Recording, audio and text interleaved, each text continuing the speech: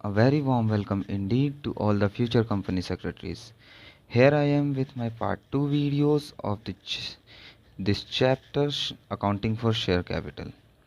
हमारे पिछले टॉपिक्स में मैंने यहाँ तक के सारे टॉपिक्स को कवर कर लिया था और अब हम लोग शुरू करेंगे शेयर फॉर फीचर के टॉपिक से। शेयर फॉर फीचर का टॉपिक में मैं आपको कुछ चीज़ें पहले ही बता देता हूँ ताकि जो ये चैप्टर जाए, ये टॉपिक जाए, वो थोड़ा इजी जाए। फॉर फीचर होता क्या है? फॉर फीचर का मतलब होता है ज़ब्त कर लेना, पैसे ज़ब्त कर लेना।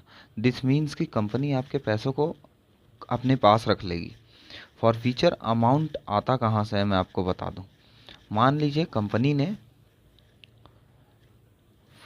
एप्लीकेशन में 2 रुपये मंगाए, अलॉटमेंट में 2 रुपये मंगाए, फर्स्ट कॉल में 4 मंगाए और 2 रुपये और मंगाए लास्ट एंड फाइनल कॉल के लिए। ठीक है, बट शेयर होल्डर ने 2 रुपये पे किया, अलॉटमेंट का भी 2 रुपये पे किया, बट यहाँ से उसने डिफ़ॉल्ट कर दिया। तो ये दोनों जो अमाउंट हुआ ना, 2 + 2 4 रुपया, टोटल कंपनी के पास 4 रुपया उस share holder mister A, for example उस शेयर होल्डर मिस्टर ए के नाम पर पड़ा हुआ होगा। ये जो शेयर अमाउंट होता है ये कंपनी फॉरफिट कर लेती है। मैंने पिछले टॉपिक में बताया था आपको कि इसका पावर जो होता है बोर्ड के पास होता है, 14 डेज़ का नोटिस दे करके फॉरफीचर कर सकती है। ठीक है, बट इस फॉरफीचर्ड वाले शेयर्स के साथ हम लोग अकाउंटिंग किस तरीके से करते हैं, अकाउंटिंग ट्रीटमेंट क्या होगा फॉरफीचर शेयर का। देखिए, फॉरफीचर्ड शेयर्स का अकाउंटिंग ट्रीटमेंट कुछ इस तरीके से होगा। मैंने आपको बताया था कि कुछ शेयर्स होते हैं जो 10 रुपये के बदले में 10 रुपये का इशू होता है, बट कुछ शेयर जो होते हैं वो 10 रुपये के अगर होगा तो उसे हम लोग 12 में इशू करते हैं। डेट इज़ कॉल्ड प्रीमियम पर इशू करना। ठीक है, यहाँ पर दूसरा, ये दोनों जो है इसी केस को रिप्रेजेंट कर रहे हैं, बट साथ ही इनका कुछ इंटरनल केसेस भी बनता है, वो मैं आपको बता देता हूँ। इंटरनल केसेस को हम लोग यहाँ से ना देखते हुए, ये पढ़ने से हमें कन्फ्यूजन होगा, ये दोनों पढ़ने से हमें कन्फ्यूजन होगा, इसलिए मैं आपको ना डायरेक्टली एग्जाम्पल से बताता हूँ। Shares issued at par, this means this topic is going to start.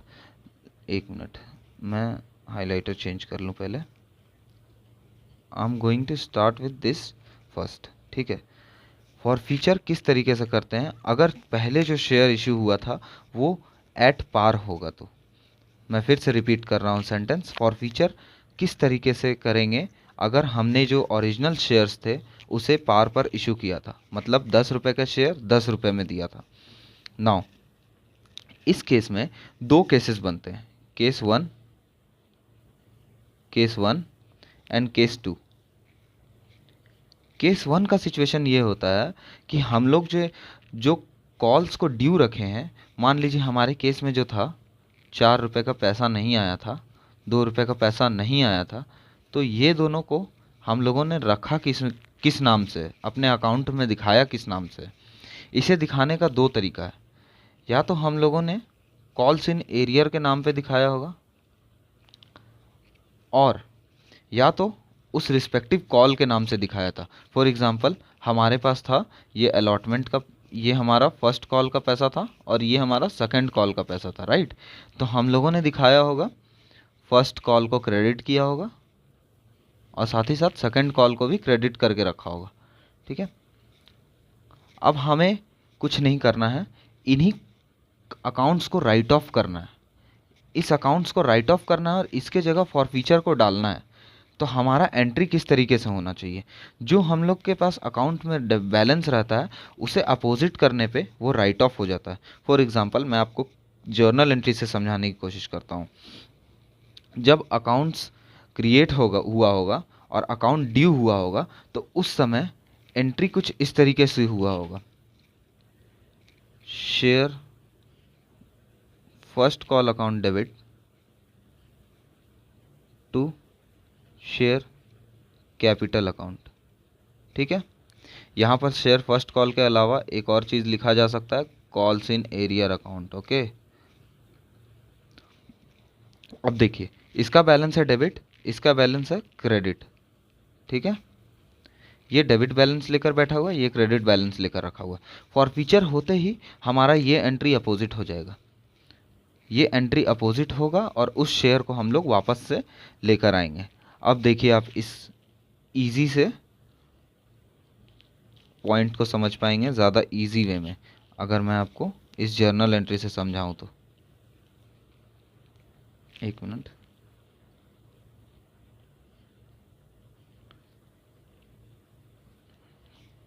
Share capital account debit, this means यहाँ पर जो मैंने किया था ये शेयर कैपिटल अकाउंट को क्रेडिट करके रखा था, इसे डेबिट कर देना है, ठीक है, और इसे अपोजिट करना है। अभी हम लोग अपोजिट कर रहे हैं इस दोनों को, तो इसे क्रेडिट करेंगे और इसे डेबिट करेंगे। यहाँ पर वही हुआ है, शेयर कैपिटल अकाउंट डेबिट हो गया और share calls in arrear account वो जो है क्रेडिट हो चुका है, ठीक है। अब आप लोग बोल रहे होंगे ये कॉल्स इन एरियर कहाँ से आ गया। मैंने अभी भी बताया था आपको, फर्स्ट कॉल के जगह पे हम लोग कॉल्स इन एरियर भी लिख सकते हैं। ये डिपेंड करता है कि हम लोगों ने कंपनी ने ड्यू किस नाम पे करके रखा है, ठीक है। अभी देखिए यहाँ पर जो सेकंड केस बनता है ना, केस 1 तो हम लोगों ने इस तरीके से डील किया। केस 2 में क्या है ना कि केस 2 वाले में ये जो पॉइंट था कॉल्स इन एरियर उसे बस चेंज कर दिया गया, बाकी दोनों एंट्री जो है सेम है। और ये जो है ये पॉइंट जो है नेम चेंज की वजह से आ गया है बस।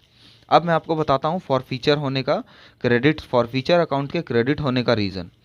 फॉरफीचर अकाउंट क्या होता है, कंपनी के लिए ये एक काइंड ऑफ प्रॉफिट है, काइंड ऑफ प्रॉफिट है, प्रॉफिट नहीं है, ठीक है।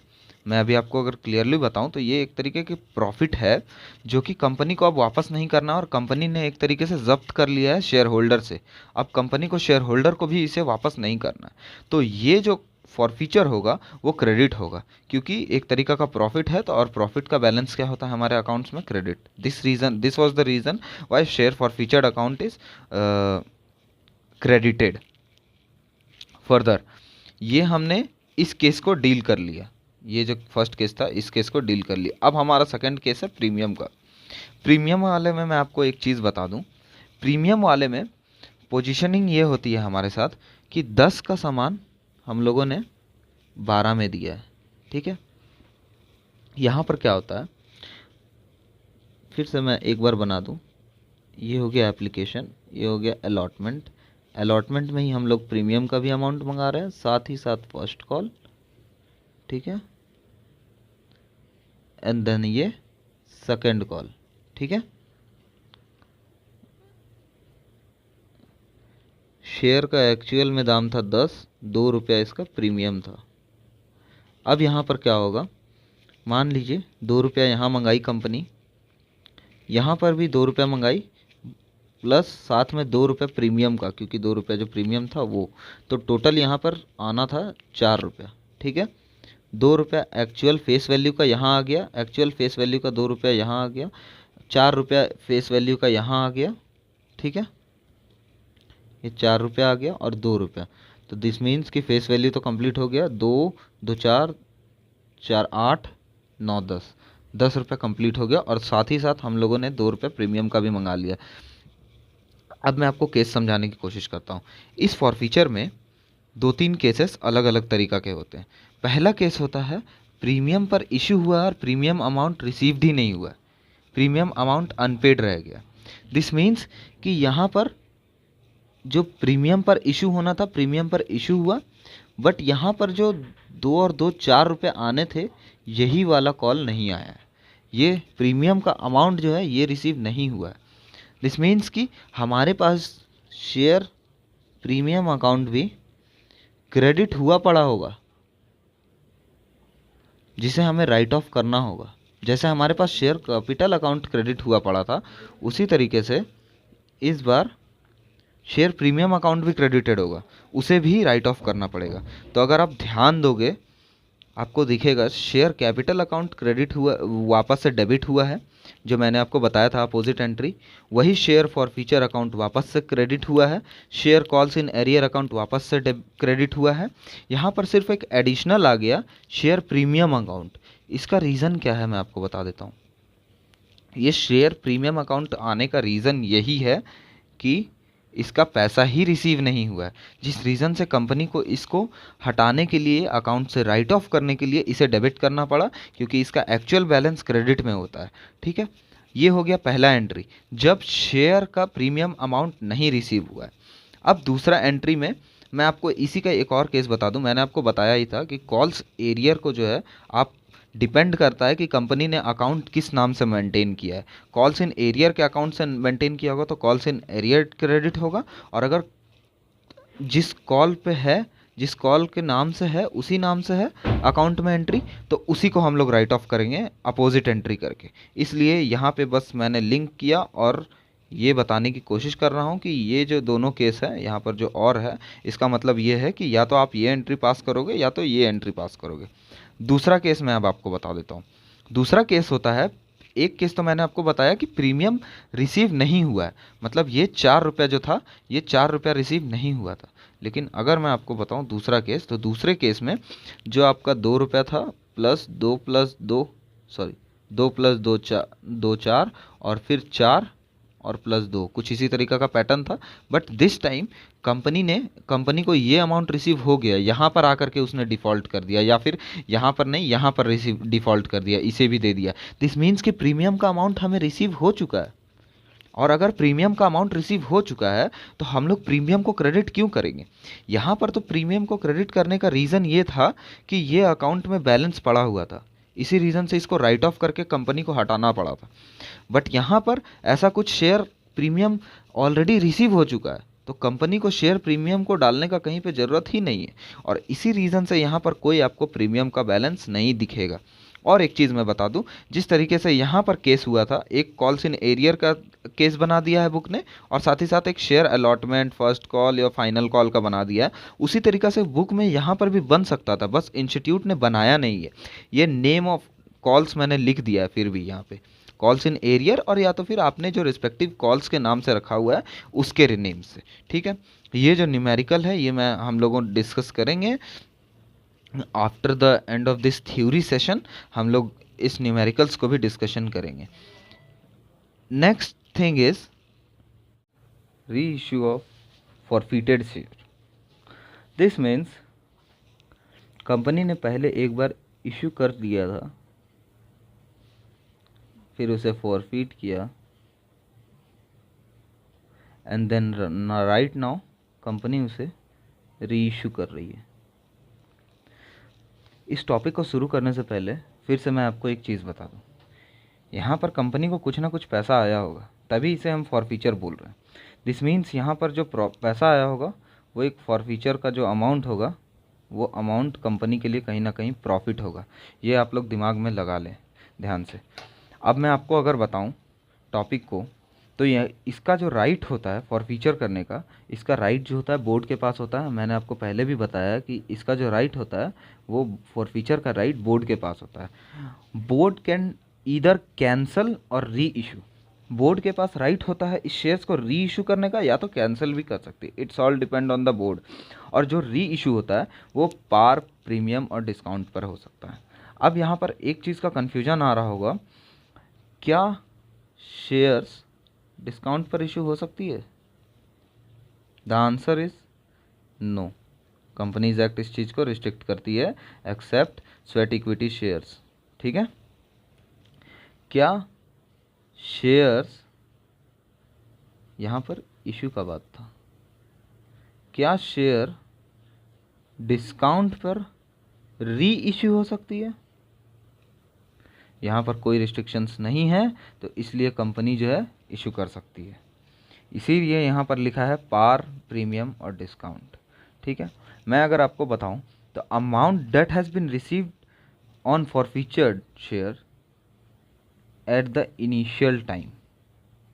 यहाँ पर टॉपिक मैं आपको बता दूँ, बोलना क्या चाह रहा है institute, forfeited share may be issued as fully paid up at the premium, par or discount. In this context, it is to be noted that the amount discounted allowed should not exceed the amount that has already been received on the forfeited shares at initial time. What is the meaning of this, मैं आपको बताता हूँ। ये जो forfeiture share होता है, ये मैंने आपको बताया, ये अमाउंट एक तरीका का प्रॉफिट होता है, ठीक है। ये अमाउंट एक तरीका का प्रॉफिट है कंपनी के लिए। ये जो फॉरफीचर्ड शेयर है, इस फॉरफीचर्ड शेयर्स के साथ कंपनी क्या करती है, जब री इशू करती है तो कंपनी पार, प्रीमियम और डिस्काउंट पे कर सकती है। मैं आपको यहाँ पर लिख कर बताता हूँ। कंपनी के पास 10 रुपये का शेयर्स था, उसने उसे इशू किया पहले, और इशू करके उसके पास फॉरफीचर अमाउंट आया है 3 रुपया फॉर एग्ज़ाम्पल, ठीक है। अब कंपनी उसी शेयर को इशू कर रही है, री इशू कर रही है, ठीक है। अब इस री इशू के केस में क्या होगा, री इशू कंपनी 3 तरीके से अगेन कर सकती है, जैसे कंपनी री इशू कर सकती थी। दिस मीन्स 10 का शेयर 10 में री इशू करेगी, 10 का शेयर 12 में री इशू करेगी, या 10 का शेयर 8 में री इशू करेगी। बट जो इशू वाला केस था, वो इशू वाले केस में ये नहीं हो सकता था, बट री इशू के केस में ये अलाउड है। इस लाइन जो मैंने अभी नीचे लाइन पढ़ा, उसका मीनिंग यही है कि ये जो 10 का शेयर 8 में री इशू कर रही होगी कंपनी, इसमें जो कंपनी को लॉस हो रहा है 2 रुपये का, ये 2 रुपये का लॉस इस 3 रुपये के प्रॉफिट से ज़्यादा नहीं होना चाहिए। सिंपल मीनिंग इंस्टीट्यूट का यही है। मैं अगर आपको सिंपल लैंग्वेजेस में बताऊं तो, मतलब जो आपने इशू करके जो फॉरफीचर किया था, उसमें जो कुछ प्रॉफिट अमाउंट आपको आया है, उससे अभी के लॉस को आप मेंटेन उतना ही कर सकते हैं जितना पहले प्रॉफिट हुआ था। मैं वापस से आपको एक बार लाइन स्टेटमेंट पढ़ के बताता हूँ ताकि आपको ज़्यादा ध्यान में आए। It is to be noted that amount of discount allowed 2 रुपया cannot exceed the amount that has been received on forfeited shares। forfeited shares में हम लोगों ने 3 रुपया रिसीव किया था। ये 2 रुपया जो है 3 रुपये से ज़्यादा नहीं हो सकता है। दिस मीन्स ये 2 रुपया 1 रुपया हो सकता है, ये 2 रुपया 3 रुपया भी हो सकता है, बट ये 2 रुपया 4 रुपया नहीं हो सकता है, क्योंकि इस दोनों केस में ये फॉरफीचर्ड अमाउंट से कम है। इस रीज़न से यहाँ पर ये लाइन लिखा हुआ है, और जब हम लोग प्रैक्टिकल क्वेश्चन बनाएंगे तो वहाँ पर ये बहुत ही ईजी वे में दिख भी जाएगा topic. On the re issue of forfeited shares should be debited to forfeited account, and the balance, if any, left on the share forfeited account shall be reissued and should be treated as capital profit। मैंने आपको बताया था share forfeiture में जो भी balance होता है वो एक तरीका का प्रॉफिट होता है, बट वो अभी कैपिटल प्रॉफिट और कैपिटल रिजर्व में हम लोगों का डालने का रीज़न ये इसलिए नहीं होता है क्योंकि अगर हम लोग अभी करेंटली डिसाइड कर लेंगे कि ये शेयर फॉरफीचर्ड का अमाउंट जो है ये हमारा प्रॉफिट है, तो ये सही बात नहीं है, क्योंकि हो सकता है कि री इशू के टाइम पे हम लोग डिस्काउंट दे रहे हो, जैसा कि ऊपर के केस में हो रहा था, लेकिन हो सकता था री इशू के टाइम पे हम लोग प्रीमियम पे देते, तो पूरा का पूरा फॉरफीचर्ड अमाउंट जो था शेयर का 3 रुपये का, वो पूरा का पूरा शेयर जो था वो कैपिटल अकाउंट में ट्रांसफ़र होता, बट अभी नहीं होगा। आगे चलते हैं। Re issue of forfeited shares at par. Re issue of forfeited share at par, this means कि जो 10 का शेयर था वो फॉरफिट हो चुका था, अब वापस से उसी शेयर को हम लोग 10 में री इशू कर रहे हैं। This is the case. अब मैं अगर आपको बताऊँ सिंपली, बैंक अकाउंट से पैसा आएगा री इशू की वजह से, शेयर कैपिटल अकाउंट में पैसा जाएगा, इजी है, ठीक है। यहाँ पर ये एंट्री क्यों पास हुआ, अब आपको ऊपर का टॉपिक ये जो लिखा हुआ है ना, ये कितना इंपॉर्टेंट है यहाँ से समझ में आएगा।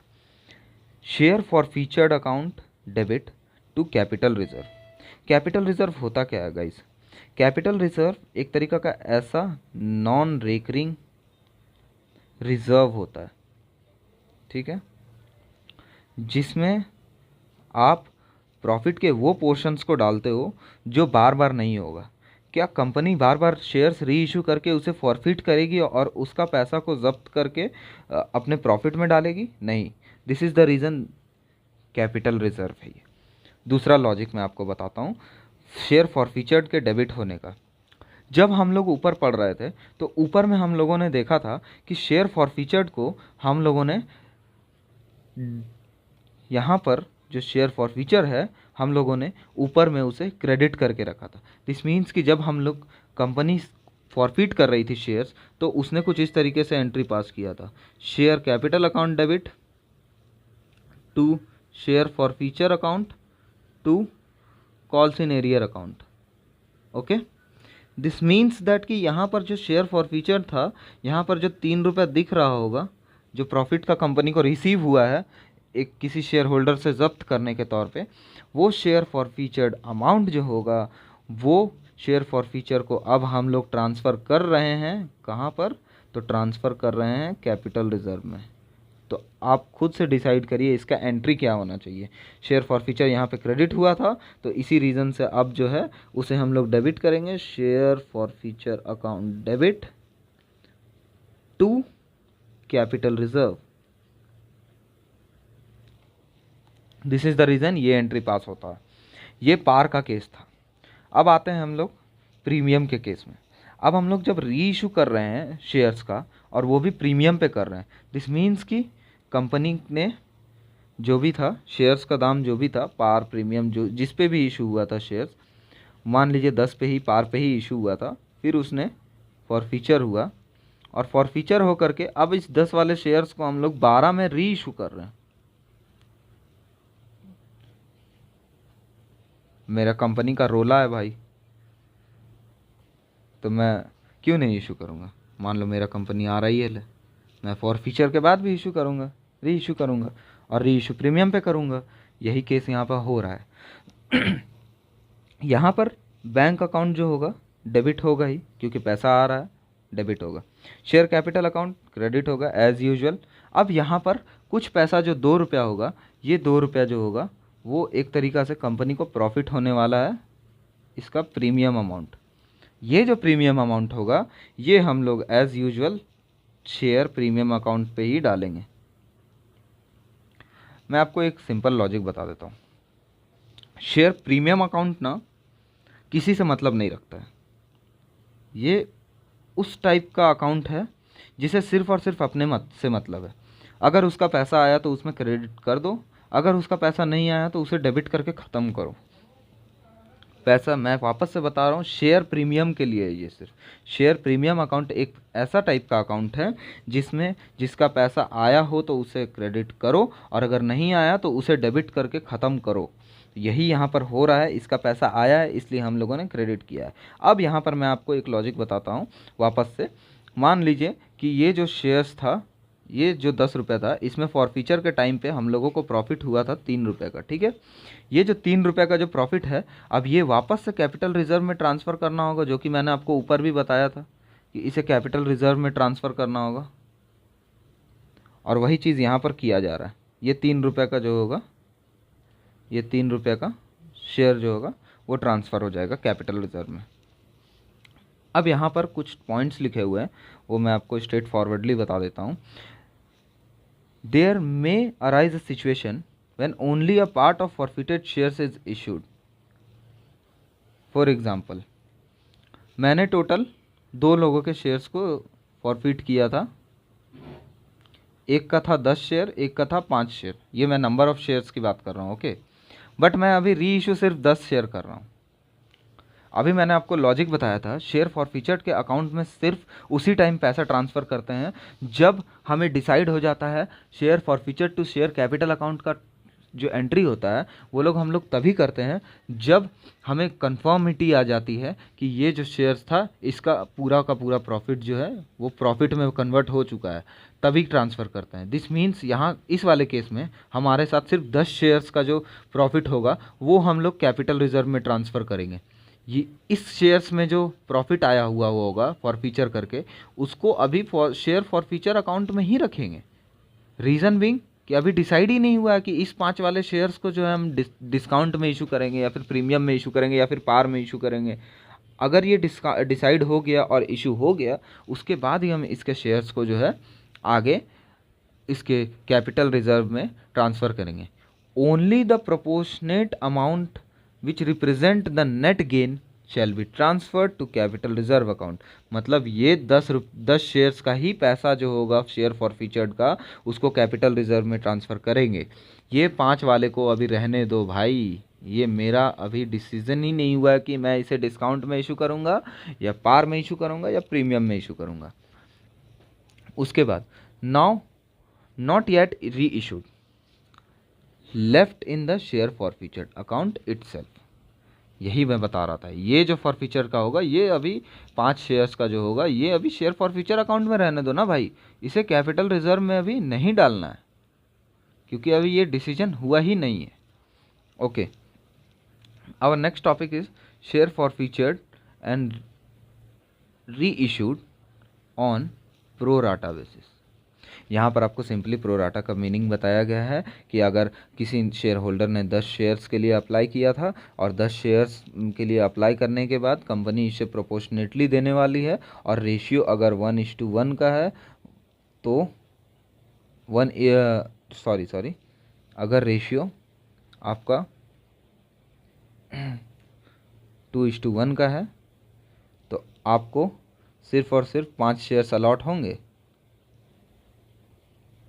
ठीक है, यही चीज़ यहाँ पे बताया जा रहा है। उसके बाद मैं आपको बता दूँ, any excess amount receive along with the application and it's adjusted against the allotment money which is paid by the share holder, such amount should be deducted from the amount due on allotment to arrive at the net amount of default of by the shareholder।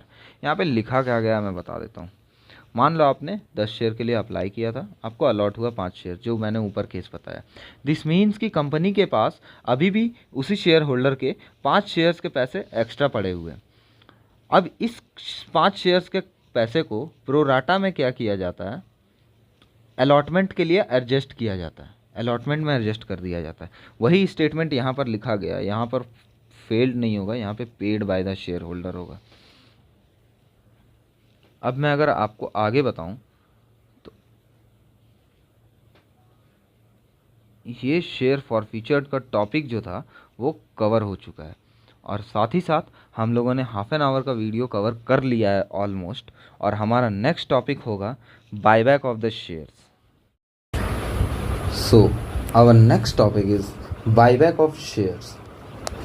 What is buyback of shares?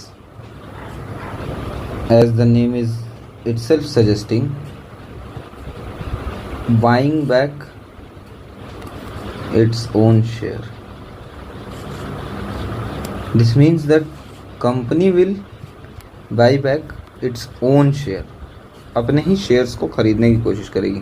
आइए हम लोग theory के part से इसे cover करने की कोशिश करते हैं, थ्योरी पॉइंट ऑफ व्यू से। Buyback means purchase of its own share bye the company. Objective इसका क्या होता है, ये बायबैक करने का लॉजिक क्या है मैं आपको बता देता हूँ। कंपनी के पास कुछ एक्सेसिव फंड हो जाता है, उस एक्सेसिव कैश अमाउंट को भी यूज़ करने का, साथ ही साथ अपने EPS that is earning per share, एक शेयर पर कितनी कमाई हो रही है। फॉर एग्ज़ाम्पल मान लीजिए करेंटली एक कोई शेयर है, उस पर एक 10 रुपये का शेयर है, इस 10 रुपये के एक शेयर पर मुझे 3 रुपये का प्रॉफिट हो रहा है, that is earning per share. एक शेयर पर मेरी कितनी कमाई हो रही है, that is earning per share. ठीक है, नेम ही खुद बता रहा है टॉपिक को। इस बायबैक करने का ऑब्जेक्टिव क्या होता है कंपनी का, यहाँ पर क्लियरली मेंशन्ड है। सबसे पहला ऑब्जेक्टिव होता है to increase the earning per shares. दूसरा, हॉस्टाइल टेक ओवर को रोकना। हॉस्टाइल टेक ओवर क्या होता है, पहले तो टेक ओवर क्या होता है उसके बाद मैं हॉस्टाइल बताऊंगा। टेक ओवर ये होता है कि जब कोई कंपनी ए है वो कंपनी बी को टेकअप करना चाहती है, कंपनी को खुद में लेना चाहती है, उसकी ओनर भी खुद बनना चाहती है, अगर इजी लैंग्वेजेस में समझाएं तो। ऐसे ये टेक ओवर जो है आप लोगों का, ये काफ़ी इम्पॉर्टेंट टॉपिक है और काफ़ी बड़ा टॉपिक है। नेम से आपको अभी आइडिया लग रहा होगा कि मैं टेक ओवर के बारे में क्या बताना चाह रहा हूँ। साथ ही साथ यहाँ पे एक वर्ड है हॉस्टाइल। टेक ओवर ना दो तरीका का होता है, एक होता है फ्रेंडली और एक होता है हॉस्टाइल। फ्रेंडली टेक ओवर जो होता है, ये फ्रेंडली टेक ओवर में कंपनी बी बोलेगी, ए बोला कंपनी बी को कि भाई मुझे तुम्हें परचेज़ करना है तो क्या मैं परचेज़ कर लूँ, तो बी बोल रही है हाँ ठीक है मुझे कोई प्रॉब्लम नहीं है कर लो आप। इस केस में ये हो गया friendly takeover. But hostile takeover क्या होता है, कंपनी ए ने कंपनी बी को अप्रोच किया टेक ओवर करने के लिए और बी कोशिश कर रही है अपने आप को बचाने का, that is hostile takeover. तो यहाँ पर ए जो है हॉस्टाइल टेक ओवर कर रहा है, दैट इज़ ज़बरदस्ती करने की कोशिश की जा रही है। तीसरा इसका एक और ऑब्जेक्टिव रहता है इम्प्रूविंग रिटर्न्स भी बढ़ता है इससे। इसका एग्जांपल जो है ना, ये increase in earning per shares का यहाँ पर नीचे दिया हुआ भी है इंस्टीट्यूट में, मैं आपको दिखाता हूँ ये अर्निंग पर शेयर का लॉजिक क्या होता है। ठीक है, ये अर्निंग पर शेयर का लॉजिक ये होता है, मान लो कि पहले कंपनी का प्रॉफिट प्री बायबैक, ठीक है, प्री बायबैक कंपनी का प्रॉफिट था 100 रुपया, नंबर ऑफ शेयर्स कितने थे 10।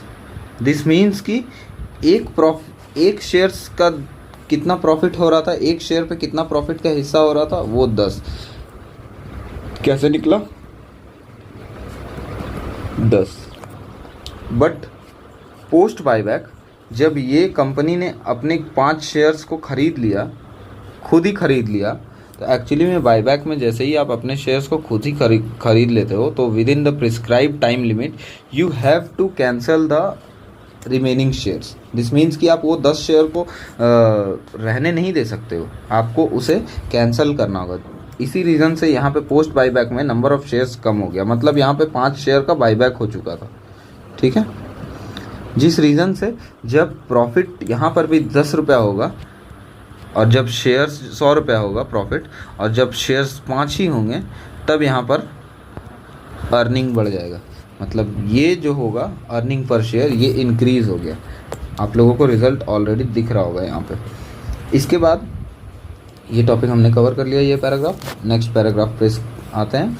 Buyback is an alternative way to reduction of capital. Reduction of capital एक बहुत ही बड़ा टॉपिक है, जिसमें ना हमें एनसीएलटी का अप्रूवल लेना पड़ता है, और ये एनसीएलटी का अप्रूवल के बिना रिडक्शन नहीं हो सकता है। बट बायबैक एक तरीका का ऐसा अल्टरनेटिव ऑप्शन है जिस अल्टरनेटिव के थ्रू हम लोग कैपिटल को भी रिड्यूस कर देते हैं। जैसे यहाँ पर अभी देखिए हुआ था, नंबर ऑफ शेयर्स रिड्यूस हो रहा है, दिस मीन्स कि कैपिटल ही रिड्यूस हो रहा है। ठीक है, कैपिटल भी रिड्यूस हो जा रहा है और साथ ही साथ हमारा जो अर्निंग पर शेयर है वो भी बढ़ जा रहा है। दिस मीन्स कि रिडक्शन ऑफ कैपिटल हो रहा है और हमें एनसीएलटी का अप्रूवल भी नहीं लेना पड़ रहा है। एनसीएलटी का अप्रूवल नहीं लेना का कोशिश करने का रीज़न ये होता है कि ये काफ़ी कम्बस्ट प्रोसेस होता है। ठीक है, when a company has sustainable cash reserves, it may like to buy its own shares from the market, particularly when the prevailing market rate of the share in the market is lower than the book value of what the company is prevailing in the to be as true value। ठीक है, मैं इसे ना यहाँ पर इसके through बताना चाहता हूँ। मार्केट प्राइस मान लीजिए 10 रुपया और हमारा बुक वैल्यू जो है वो था 15 रुपये। अब आप देखो, कंपनी के पास एक तो एक्सेसिव कैश पड़ा हुआ है, ऊपर से उसका मार्केट प्राइस जो है वो कम चल रहा है, उसके ऑलरेडी जो बुक वैल्यू है उससे। मार्केट वैल्यू और बुक वैल्यू क्या होता है, मैं अगर आपको सिंपल लैंग्वेज में बताऊं, एसेट्स और लाइबिलिटीज़ को देख करके एक वैल्यूएशन निकाला जाता है जो कि हो गया मार्केट वैल्यू। ठीक है, जो कि हो गया बुक वैल्यू। और आज के डेट में मार्केट में मेरे शेयर का क्या प्राइस चल रहा है वो हो गया आपका मार्केट वैल्यू। तो जब वो बुक वैल्यू ज़्यादा होगा और मार्केट वैल्यू कम होगा, तो एज अ कंपनी मेरा पॉइंट ऑफ व्यू ये रहेगा कि मैं इस शेयर्स को मार्केट में बेच करके निकाल दूँ 10 में, ताकि बाद में इसका प्रॉफिट को इंक्रीज़ किया जाएगा। जब मेरे कंडीशंस अच्छे हो जाएंगे तो मेरा शेयर का दाम 15 की जगह और ज़्यादा जाएगा। इस रीज़न से यहाँ पर बायबैक करने का एक काफ़ी सिग्निफिकेंट वे में यूज़ किया जाता है। एक्सेसिव कैश को भी यूटिलाइज़ कर लिया गया और साथ ही साथ ये जो मार्केट रेट जो प्रिवेलिंग है, इस मार्केट प्रिवेलिंग रेट को भी साथ ही साथ टेकअप किया गया, जिससे कि आज के डेट में मुझे वो शेयर्स जो 15 रुपये का वैल्यूएशन बुक वैल्यू का प्राइस रख रही है, वो मुझे 10 में ही मिल गई और मैंने अपने कंपनी में से उसे कैंसिल कर दिया। ये टॉपिक जो है काफ़ी ही इंटरेस्टिंग है अगर आप कंपनीज एक्ट के पॉइंट ऑफ व्यू से पढ़ने जाओगे और साथ ही साथ सेबी रेगुलेशंस के साथ पढ़ोगे तो। यही पॉइंट यहाँ पर मेंशन करने की कोशिश किया गया है।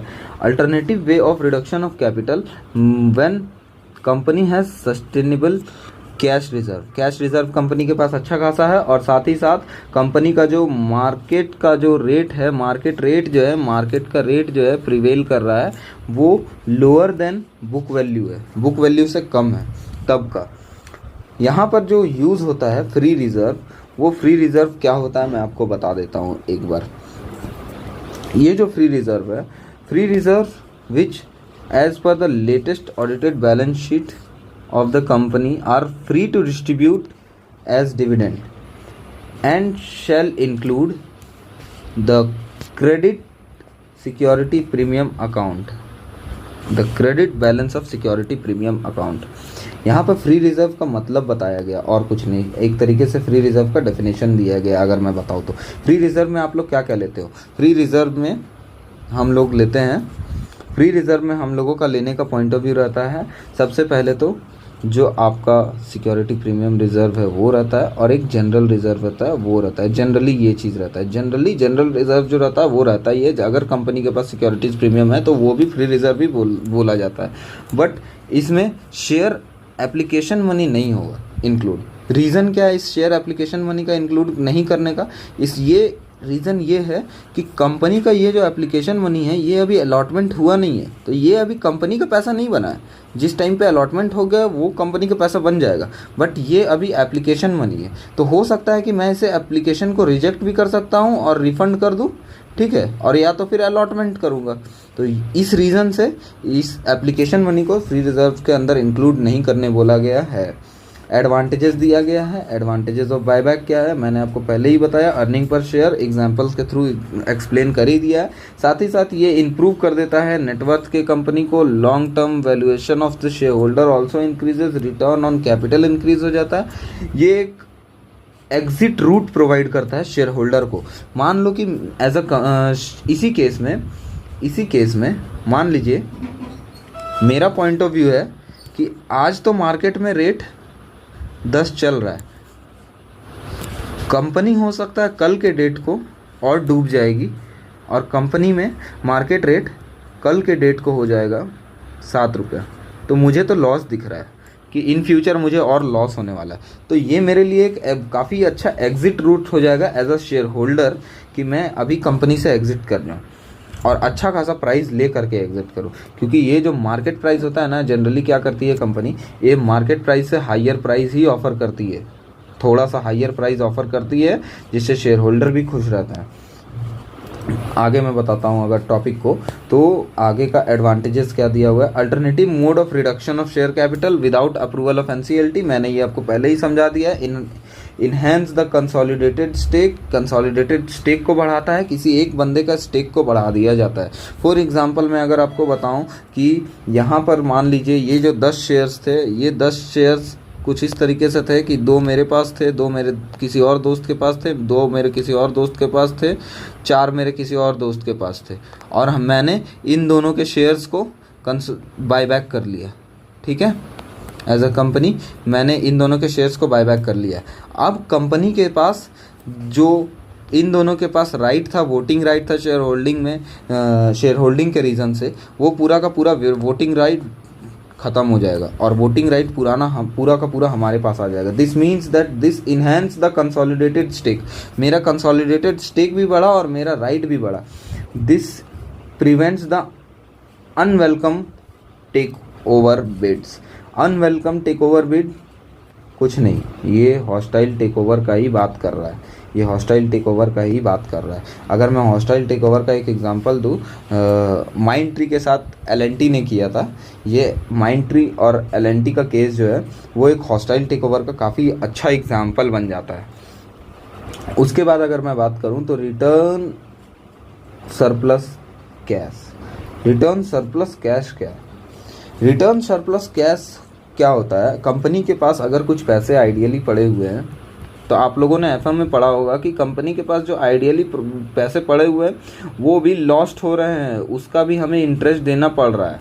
ठीक है, ये लॉस्ट अमाउंट आगे चल के मेरे लिए ही नेगेटिव इफेक्ट क्रिएट करेगा, लॉन्ग टर्म में मेरे लिए ही नेगेटिव है। इसीलिए इस कैश रिजर्व को जो भी 100 करोड़ का या फिर जितना भी अमाउंट का है उसको हम लोगों को प्रॉपर अमाउंट में रखना होगा। मतलब मेरे बैंक अकाउंट में जो पैसे हो वो इतना हो कि इन फ्यूचर के नीड को मीट कर सके, बट इतना भी एक्सेसिव ना हो कि ओवर एक्सेसिव फंड मेरे अकाउंट में पड़ा हुआ रहे, जो कि आइडियल कैश को अगर मैं आपको अच्छे लैंग्वेज में बताऊँ तो ये एक तरीका का आइडियल कैश का बात कर रहा है कि आइडियल कैश को यूटिलाइज करने का बहुत ही अच्छा मेथड है buyback. Achieve the optimum capital structure. Optimum capital structure achieve करने में हेल्प करता है। मैंने यहाँ पे ऑप्टिमम कैपिटल स्ट्रक्चर दिखाया ही है कि ऑप्टिमम कैपिटल स्ट्रक्चर क्या होता है। एक वो तरीका का कैपिटल स्ट्रक्चर जिस कैपिटल स्ट्रक्चर में मेरा जो प्रॉफिट हो, अर्निंग पर शेयर हो, वो मैक्सिमम हो, ऐसा कैपिटल स्ट्रक्चर होना चाहिए। कैपिटल स्ट्रक्चर से मतलब क्या होता है ना कि आपका डेप्थ प्लस इक्विटी या फिर प्रेफरेंस जो भी बोल दो आप, शेयर्स का जो भी है उनको इंक्लूड करके जो भी शेयर कैपिटल का है, ये कैपिटल का स्ट्रक्चर इतना सही होना चाहिए कि अर्निंग पर शेयर सबसे मैक्सिमम है। That is the optimum capital structure. तो ये कहीं ना कहीं हेल्प करेगा आपको कि ऑप्टिमम कैपिटल स्ट्रक्चर आप अपना जो फाइंड किए हो उसको अचीव कर सको। अगर आपको बायबैक करना है तो अगर आप बायबैक करके अचीव कर पाओगे तो बायबैक कर लेना। Support the shares price during the period market conditions is not good. ठीक है, दिस मीन्स ये मान लीजिए शेयर होल्डर के लिए किस तरीके से काम करता है मैं आपको बताता हूँ। मान लो मार्केट का मैंने अभी प्राइस यहाँ पे एग्जांपल लिया था थोड़ी देर पहले। मार्केट प्राइस मैंने बताया था 10 रुपये, मार्केट वैल्यू था मेरा 10 रुपये, बुक वैल्यू था मेरा 15 रुपये। अब आज के डेट में जैसे ही मैंने देखा कि ये बुक वैल्यू तो कम होते जा रहा है और मार्केट वैल्यू 10 ही रुपया है, तो एज अ शेयर होल्डर मेरा पॉइंट ऑफ व्यू जाएगा कि ये तो बुक वैल्यू से डाउन हो गया है, तो as a rational shareholder मैं इन शेयर्स को बेचकर निकलने की कोशिश करूँगा। और साथ ही साथ इस बेचने की कोशिश में मार्केट में कहीं ना कहीं हलचल हो जाएगा और मार्केट में हलचल होने की वजह से सारे शेयर होल्डर लोग जो है बेचकर निकलना शुरू कर देंगे, 10 रुपये में ही बेचकर निकलना शुरू करेंगे। बट वहीं पर कुछ शेयर होल्डर ऐसे भी होंगे इस मेंटालिटी वाले, उनका पॉइंट ऑफ व्यू होगा कि कंपनी अगर बायबैक कर रही है तो कंपनी सामने आ रही है, बोल रही है कि भाई we are eligible, we have that capacity to make the company again. और इस पॉइंट ऑफ व्यू से आ करके कंपनी जो है अपने शेयर होल्डर को कॉन्फिडेंस देगी और कॉन्फिडेंस में बोलेगी कि भाई कल के डेट को मैं तुम्हें इसको इंक्रीज़ करके वापस से दूंगा। और इस तरीके से कंपनी अपने स्ट्रगलिंग टाइम में प्राइस को सपोर्ट करने की कोशिश करती है, इस तरीके से बताती है कि भाई मार्केट का कंडीशन कुछ भी हो, कल के डेट को हम लोग अच्छे तरीके से काम करेंगे। Serves the equity more efficiently. Equity को एफिशिएंटली सर्व्स करने का मतलब ये होता है कि इक्विटी वालों को काफ़ी अच्छे तरीके से वो लोग जनरेट करके देंगे रेवेन्यू, और साथ ही साथ वो जो इक्विटी का एफिशिएंसी होगा वो इंक्रीज़ किया जाएगा। अब अगर मैं बात कर लूँ तो रिलेवेंट प्रोविजंस क्या क्या एप्लीकेबल होते हैं, रिलेवेंट सेक्शंस क्या क्या एप्लीकेबल होते हैं और रूल्स क्या क्या एप्लीकेबल होते हैं वो बता देते हैं। एक तो लिस्टेड कंपनी का केस में हो गया और एक हो गया अनलिस्टेड कंपनी के केस में। लिस्टेड कंपनी के केस में आपका हो गया सेक्शन 68, 69 और 70 of the companies act, also the rule 17 of the share capital and debenture rule 2014। Also unlisted company का केस में क्या है, सेम रूल्स एप्लीकेबल होंगे और सेक्शंस एप्लीकेबल होंगे, लेकिन साथ ही साथ एक securities exchange board of India का रेगुलेशन लगेगा, दैट इज़ सेबी का रेगुलेशन लगेगा, सेबी बाईबैक रेगुलेशंस, ठीक है, और साथ ही साथ उसके अमेंडेड रूल्स भी लगेंगे। उसके बाद मैं अगर आता हूँ नेक्स्ट टॉपिक बताता है relevant extract for the section 68, 69, 70।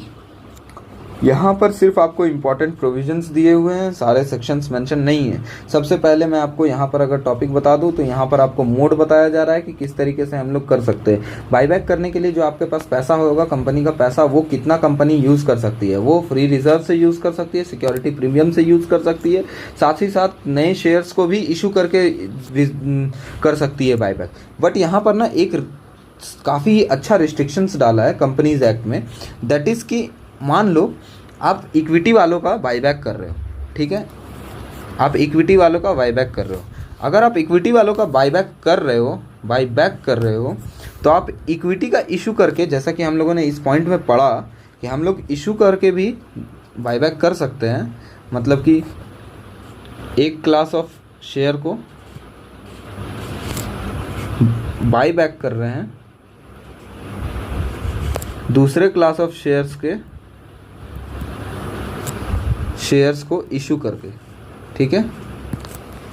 But ये जो क्लास 1 और क्लास 2 है ना, वो सेम नहीं होना चाहिए। वही मैंने लिखा है, एक साइड से अगर इक्विटी आ रही है तो दूसरे साइड से इक्विटी ही जाए, ये पॉसिबल नहीं होगा, ये नॉट अलाउड हो जाएगा कंपनीज एक्ट में। ये एक क्लास का ही हो ये अलाउड नहीं है। No buyback of any kind of shares or other specified securities shall be made out of the proceeds of the earlier issue of same kind of shares or same kind of the other specified securities। जिस भी kind of security है उस kind of securities को आप same kind को issue नहीं कर सकते हो बाईबैक करने के लिए। प्रिलिमिनरी कंडीशंस क्या क्या है? प्रिलिमिनरी कंडीशंस है कुछ बाईबैक करने के। बाईबैक करने का सबसे पहला प्रिलिमिनरी कंडीशंस तो आप देख ही सकते हो, आर्टिकल ऑथराइज होना चाहिए। ये तो आपका समझ लो कि इस तरीके से है कि हर जगह आपको मिलेगा ये कंडीशंस, तो आप ये कंडीशंस को दिमाग में रखो ही हमेशा के लिए। आर्टिकल ऑथराइज हमारे क्वेश्चन में तो अगर आता भी है तो हम लोग क्या करते हैं, सबसे पहले यही लिखते थे, authorised by article, as simple as that. उसके बाद बाकी का पॉइंट सोचेंगे। अच्छा, नेक्स्ट टॉपिक हमारा जो था ये था प्रिलिमिनरी कंडीशंस में बता रहा था। प्रिलिमिनरी कंडीशन में पहला कंडीशन हो गया आर्टिकल ऑथराइज होना चाहिए। दूसरा कंडीशन है स्पेशल रेजोल्यूशन के regarding. Special resolution general meeting में हमें लेना होगा। जनरल मीटिंग में जो स्पेशल रेजोल्यूशन होगा वो रिक्वायर्ड नहीं होगा। कब रिक्वायर्ड नहीं होगा? अगर बाईबैक जो हो रहा है वो 10% और लेस हो रहा होगा of the paid up equity share capital और फ्री रिजर्व का अगर हो रहा होगा तो इस केस में आपको स्पेशल रेजोल्यूशन लेने की ज़रूरत नहीं है। एंड दूसरा केस क्या है, बाईबैक जो होगा वो ऑथोराइज्ड बाय बोर्ड हो, authorised by the board by the means of resolution passed at its meeting. This means कि ये बात कर रहा है बोर्ड रेजोल्यूशन का।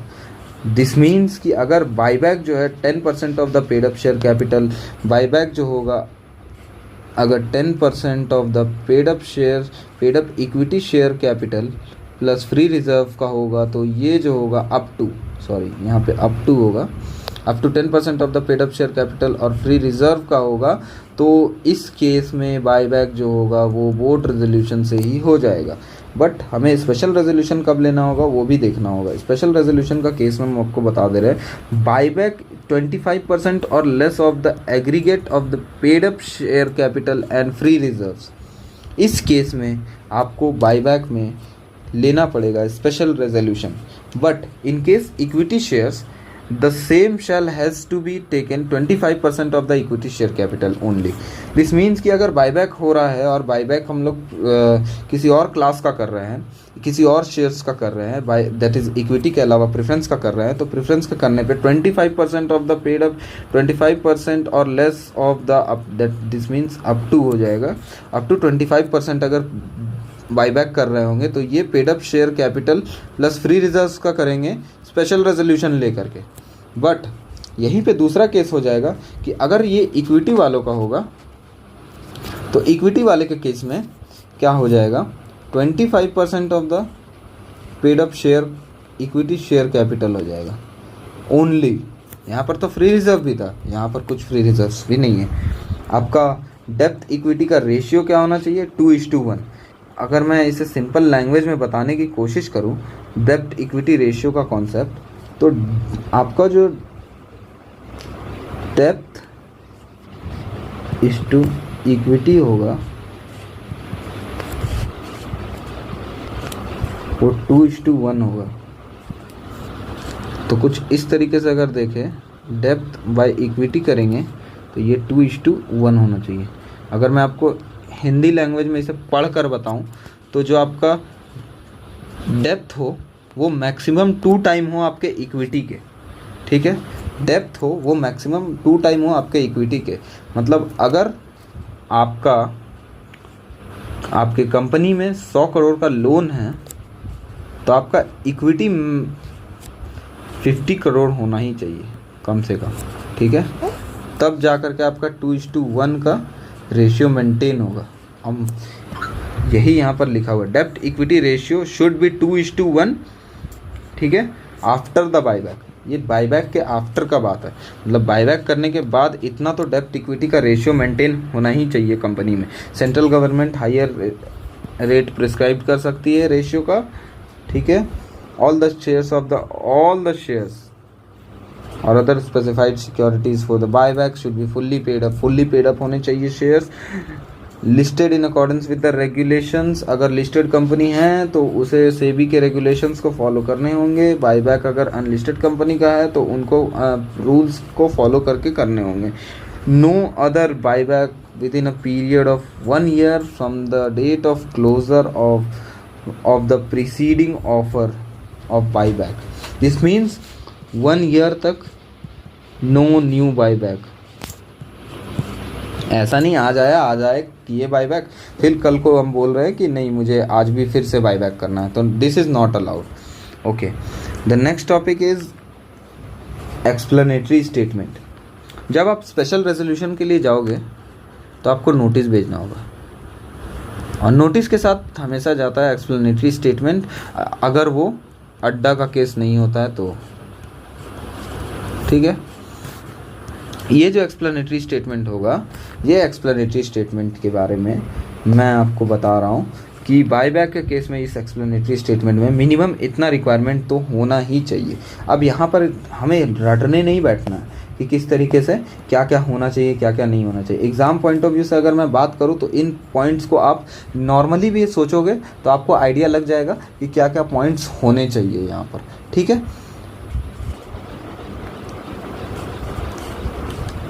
यहाँ पर सबसे पहले लिखा हुआ है complete disclosure of all the material facts, सारे मटेरियल फैक्ट्स का डिस्क्लोजर होना चाहिए। नेसेसिटीज़ ऑफ बायबैक के बारे में पता होना चाहिए, कौन से क्लास का कर रहे हैं, कितना अमाउंट का कर रहे हैं, टाइमलाइन क्या होगा हमारे बायबैक का। साथ ही साथ बायबैक एक्सप्लेनेटरी स्टेटमेंट में और भी कुछ चीज़ें होनी चाहिए, जो कि है बोर्ड रेजोल्यूशन का डेट, कब बोर्ड रेजोल्यूशन पास हुआ है रिगार्डिंग द बायबैक अप्रूव करने का, नंबर ऑफ सिक्योरिटीज़ कितने हो रहे हैं, कौन सा मेथड यूज़ हो रहा है बायबैक के लिए, प्राइस क्या है बायबैक का, साथ ही साथ basic for arriving the buyback price जो हम लोग ऑफर कर रहे हैं शेयर होल्डर को बायबैक के लिए, वो प्राइस जो है किस तरीके से हम लोगों ने अचीव किया है, मैक्सिमम अमाउंट जो होगा और उसका सोर्सेस क्या होगा। बायबैक का मैक्सिमम अमाउंट हम लोग डिसाइड करते हैं कि कितने का हम लोग बायबैक करेंगे। इस साल कंपनी ने अनाउंस किया 500 करोड़ का बायबैक करना है, 500 करोड़ के अमाउंट का बायबैक करना है, तो ये मैं बोलना चाह रहा हूँ। और सोर्स कहाँ से यूज़ करेंगे इस फंड को, इसका, ठीक है। उसके बाद आ जाते हैं नेक्स्ट टॉपिक पे। यहाँ पर आगे भी पॉइंट्स है कुछ, that is share holding. Share holding किसका चाहिए? एग्रीगेट शेयर होल्डिंग डायरेक्टर का चाहिए, प्रमोटर का चाहिए, साथ ही साथ कंपनी के डायरेक्टर के एमपी लोगों का भी चाहिए। Date of notice convening the general meeting, किस डेट पर, as on the date of notice for convening the general meeting. यहाँ पर मतलब ये है जो एग्रीगेट शेयर होल्डिंग होगा वो किस डेट का चाहिए हमें, प्रमोटर का और डायरेक्टर का, डेट ऑफ नोटिस वाले दिन का, जब हम जनरल मीटिंग के लिए नोटिस भेज रहे होंगे। Aggregate number of equity shares purchase और sold in within period of 12 month, 12 महीने में जो भी कंपनी के जो प्रमोटर और डायरेक्टर हैं उन्होंने यहाँ पर जो प्रमोटर डायरेक्टर का बात हो रहा था, इन्हीं प्रमोटर डायरेक्टर के बारे में बोला जा रहा है यहाँ पर भी कि उन्होंने अगर पिछले 12 मंथ में जो भी ट्रेडिंग किया है उसके रिगार्डिंग इंटीमेशन होना चाहिए, क्या शेयर्स परचेज किए हैं, क्या खरीदे हैं, क्या बेचे हैं, उसका सारा रिपोर्ट भी हमें एक्सप्लेनेटरी स्टेटमेंट में रखना है। साथ ही साथ मैक्सिमम और मिनिमम प्राइस जो कि उन शेयर्स के परचेज और सेल पर प्रमोटर ने और डायरेक्टर ने पे किया है। If person mention in L1 intended to tender their shares for buyback, अब हमें यहाँ पर जो है पॉइंट ऑफ व्यू देखना होगा कि किस तरीके से उसका क्वांटम क्या है, क्वांटम क्या था आपके बायबैक का, ठीक है। डिटेल्स ऑफ द ट्रांजेक्शन्स और holding for the last 12 month prior the date of board meeting, क्या क्या ट्रांजेक्शन्स रहे हैं और क्या क्या होल्डिंग है, इसका भी डिटेल्स जाएगा। कन्फर्मेशंस, इस रिगार्डिंग कन्फर्मेशन जाएगा कि आपका कोई तरीका का डिफ़ॉल्ट नहीं है, आपका डिपॉजिट रिपेमेंट में, रिपेमेंट ऑफ देयर रिडम्पशन और किसी के इंटरेस्ट का, कोई लोन के इंटरेस्ट का, कोई रिडम्पशन ऑफ डिवेंचर का, payment of preference shares for dividend का, सारे का किसी भी तरीका का डिफ़ॉल्ट नहीं है, मतलब गांव का पैसा नहीं मारा है इन सिंपल लैंग्वेज। उसके बाद मैं बात करूँ तो कन्फर्मेशन। और कन्फर्मेशन, ये कन्फर्मेशन कौन देगा? ये कन्फर्मेशन देगा board of director. Board of director confirm करेगा दैट उन्होंने सारा इंक्वायरी करके रखा हुआ है, सारे अकाउंट्स वगैरह में इंक्वायर करके रखा है सारी चीज़ों को, और साथ ही साथ ये इंक्वायरी किस रिगार्डिंग है कि कल के डेट को कंपनी जो है कुछ उसे होने नहीं जा रहा है, वो अपना सारा लाइबिलिटी को पे करने के लिए एलिजिबल है। ऐसा नहीं होगा हम बायबैक करके आज के डेट में सारा पैसा यूज़ कर दे रहे हैं, कल को डेट को जो लाइबिलिटी मैच्योर होने वाली है हमारी, हम उसे पे ऑफ नहीं कर पाएंगे। उसके बाद साथ ही साथ हमें एक तरीका का एफिडेविट भी देना पड़ेगा इस रिगार्डिंग कि हमारा जो इंसॉल्वेंसी है वो नहीं होगा, विद इन द 1 ईयर हमारी कंपनी जो है इंसॉल्वेंट नहीं हो जाएगी। साथ ही साथ डायरेक्टर का एक और पॉइंट ऑफ व्यू होना चाहिए कि हम लोग अपने सारे प्रोस्पेक्टिव एंड कंटिजेंट लाइबिलिटी को भी मीट करेंगे, इन फ्यूचर जो भी लाइबिलिटी क्रिएट होगा उसे हम लोग मीट करेंगे। उसके बाद हमें एक ऑडिटर से भी, कंपनी के ऑडिटर से भी लेना पड़ेगा रिपोर्ट, जिसमें क्या क्या मेंशन रहेगा। रिपोर्ट में लिखा रहेगा कि जो कंपनी का ऑडिटर है उसने कंपनी के फुल्ली अफेयर्स में इंक्वायर किया है, ठीक है, और सब सही है। अमाउंट जो है परमिसिबल कैपिटल, परमिसिबल लिमिट जो है वो विद इन द लिमिट है, ठीक है। और साथ ही साथ जो आपका ऑडिटेड अकाउंट्स है, audited accounts has been done for not less than 6 months. ये जो आपने कैलकुलेशंस जो भी निकाले हैं, कैलकुलेशंस जो भी होगा बायबैक के रिगार्डिंग, ठीक है, ये बायबैक का कैलकुलेशन करने का एक चीज़ होता है जो कि बैलेंस शीट से किया जाता है। अब बैलेंस शीट जो होगा वो 6 मंथ से ज़्यादा पुराना नहीं होना चाहिए। इस पॉइंट ऑफ व्यू से इस पॉइंट को पढ़िए वापस से, that the audited accounts on the basis of which the calculation with reference to the buyback is done is not more than 6 months older from the date of offer document। Offer जब हम भेज रहे हैं उससे 6 महीने से पुराना नहीं है हमारा ऑडिटेड अकाउंट्स। उसके बाद board of directors have form the opinion. Board of directors ने जो ओपिनियन बनाया है वो सही है कि वो इंसॉल्वेंट नहीं होने वाली है, विद इन 1 ईयर में इसका एक सर्टिफिकेशन सीए भी देने वाला है अपने रिपोर्ट में। साथ ही साथ जो ट्रांसफ़र होगा वो एक अमाउंट ट्रांसफ़र करना होगा हमें, वो होगा कैपिटल रिडम्पशन रिजर्व्स अकाउंट में। कैपिटल रिडम्पशन रिजर्व एक तरीका का अकाउंट होता है जिसमें कि हम लोग इस तरीके के चीज़ें को क्रेडिट करते हैं। 2-3 बार अभी इनका नाम आएगा, नीचे के टॉपिक्स में भी मैं कुछ जगह बताऊंगा कैपिटल रिजर्व को किस तरीके से देखा जाता है। कैपिटल रिजर्व क्या होता है? When a company purchase its own shares out of the free reserve, एक जो नॉमिनल वैल्यू का सम होगा परचेज करने का, वो सारा का सारा कैपिटल रिजर्व में ट्रांसफ़र किया जाएगा। दिस मीन्स कि अगर हम लोग 100 करोड़ का बाईबैक कर रहे हैं तो 100 करोड़ के बाईबैक के इक्विवेलेंट में एक कैपिटल रिजर्व में भी अमाउंट को ट्रांसफ़र किया जाएगा 100 करोड़ का। और ये 100 करोड़ जो होगा वो सिर्फ बोनस इशू के टाइम पे काम आएगा। ये पॉइंट यहाँ पर लिखा हुआ है। May be applied by the company to issue fully paid up bonus share.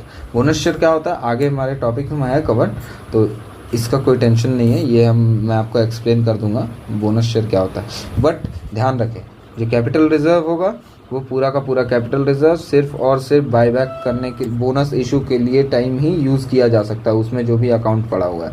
उसके बाद बात कर लेते हैं कि ये जो बायबैक होगा ये बायबैक का प्रोहिबिशंस क्या क्या है। बायबैक का प्रोहिबिशंस क्या क्या है मैं आपको बता देता हूँ।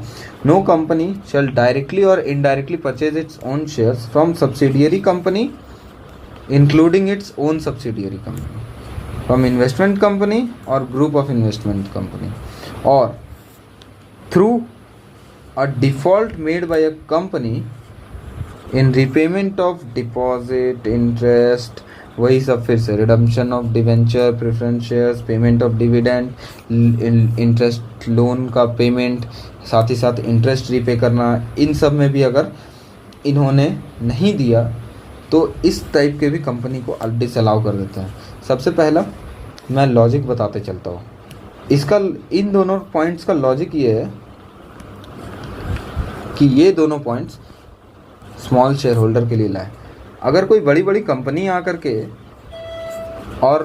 के मेरे बायबैक में अप्लाई कर रही है और मेरा शेयर्स जो है वो बायबैक कर ले रही है, तो उससे इफ़ेक्ट मुझे तो कुछ नहीं होगा। मेरा बायबैक करना था वो मैंने बायबैक कर लिया, बट द थिंग इज़ कि ये एक तरीक़ा से हो रहा था स्मॉल शेयर होल्डर के लिए, स्मॉल शेयर होल्डर के इंटरेस्ट को प्रोटेक्ट करने के लिए, बट वो इंटरेस्ट जो है हम लोग प्रोटेक्ट नहीं कर पा रहे। इसीलिए यहाँ पर प्रोहिबिशन में ये पॉइंट को ऐड ऑन किया गया है इन दोनों पॉइंट्स में।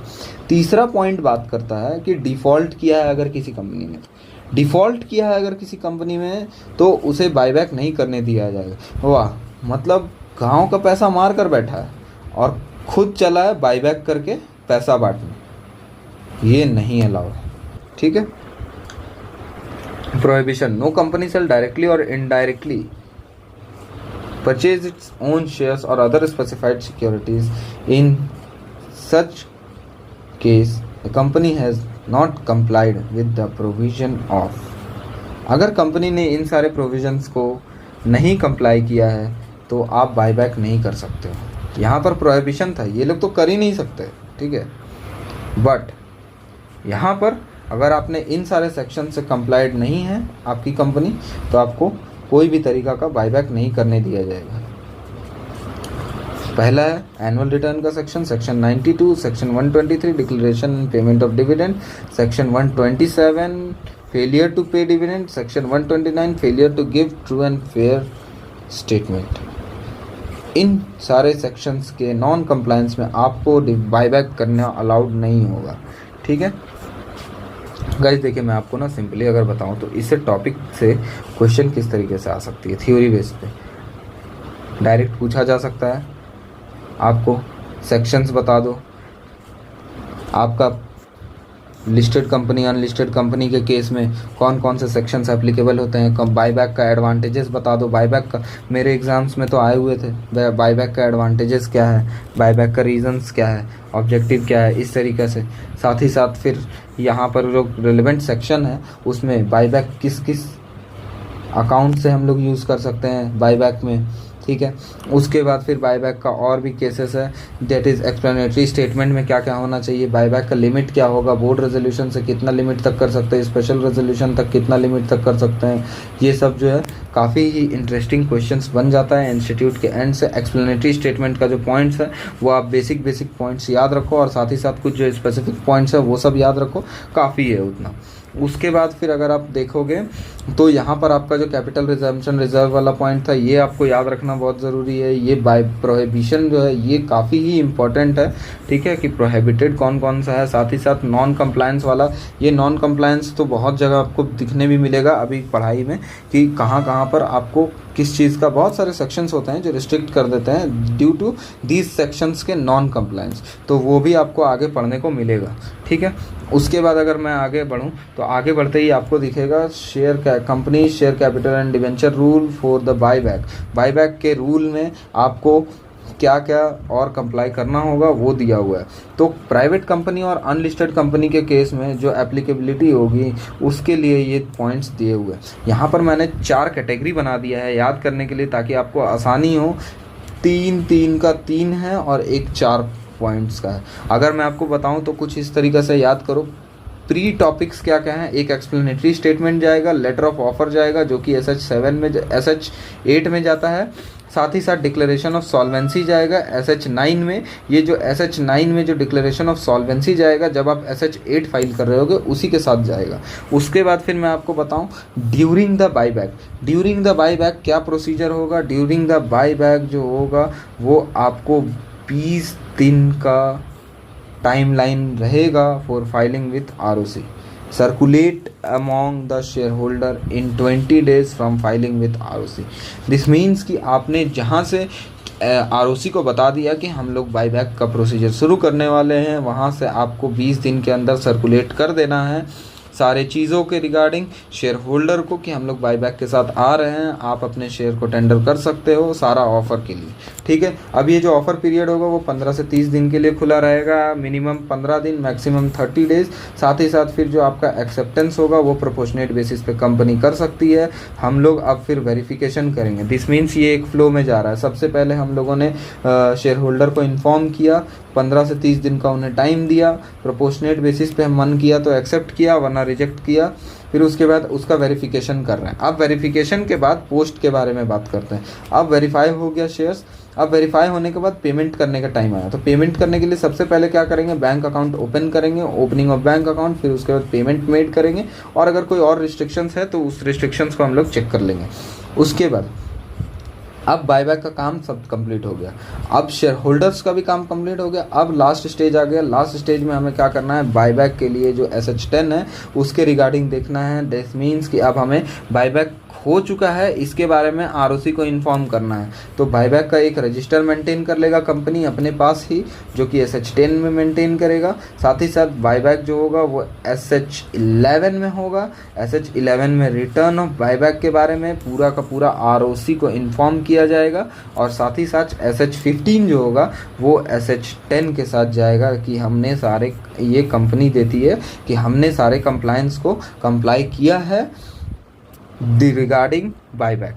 ठीक है, बाईबैक का जो टॉपिक था इतना ही कवर था हमारे इंस्टीट्यूट के मॉड्यूल में। और ये जो टॉपिक है ये अकाउंटिंग एंट्रीज़ के रिगार्डिंग है, जो कि थ्योरी वाले पोर्शन नहीं प्रैक्टिकल वाले पोर्शंस में कवर किया जाएगा। तो उसके बाद अगर हम नेक्स्ट टॉपिक में मूव ऑन करते हैं तो ये आता है बोनस इशू के बारे में। अगेन बोनस इशू ये खुद ही नाम ही बता रहा है, टॉपिक का नाम ही बता रहा है कि है क्या ये।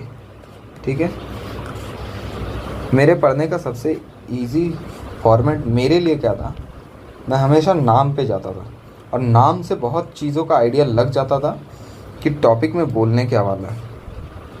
जैसा कि यहाँ पर लिखा हुआ है बोनस इशू, बोनस शेयर्स।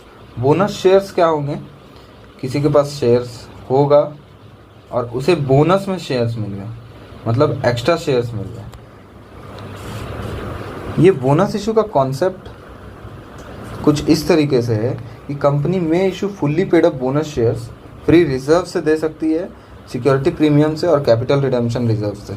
जैसा कि ऊपर भी आपको याद होगा, सिर्फ ये बोनस इशू के लिए ही यूज़ होता है और किसी केस में भी हम लोग इस रिजर्व्स का यूज़ नहीं कर सकते। बाकी तो सिक्योरिटी प्रीमियम और फ्री रिजर्व्स तो हर जगह आ रहा था, बट ये कैपिटल रिजर्व था वो सिर्फ यहीं पर आया। तो अब बोनस इशू के बारे में पढ़ते हैं। बोनस इशू सिर्फ किया जा सकता है बट वो fully paid up bonus shares का होगा।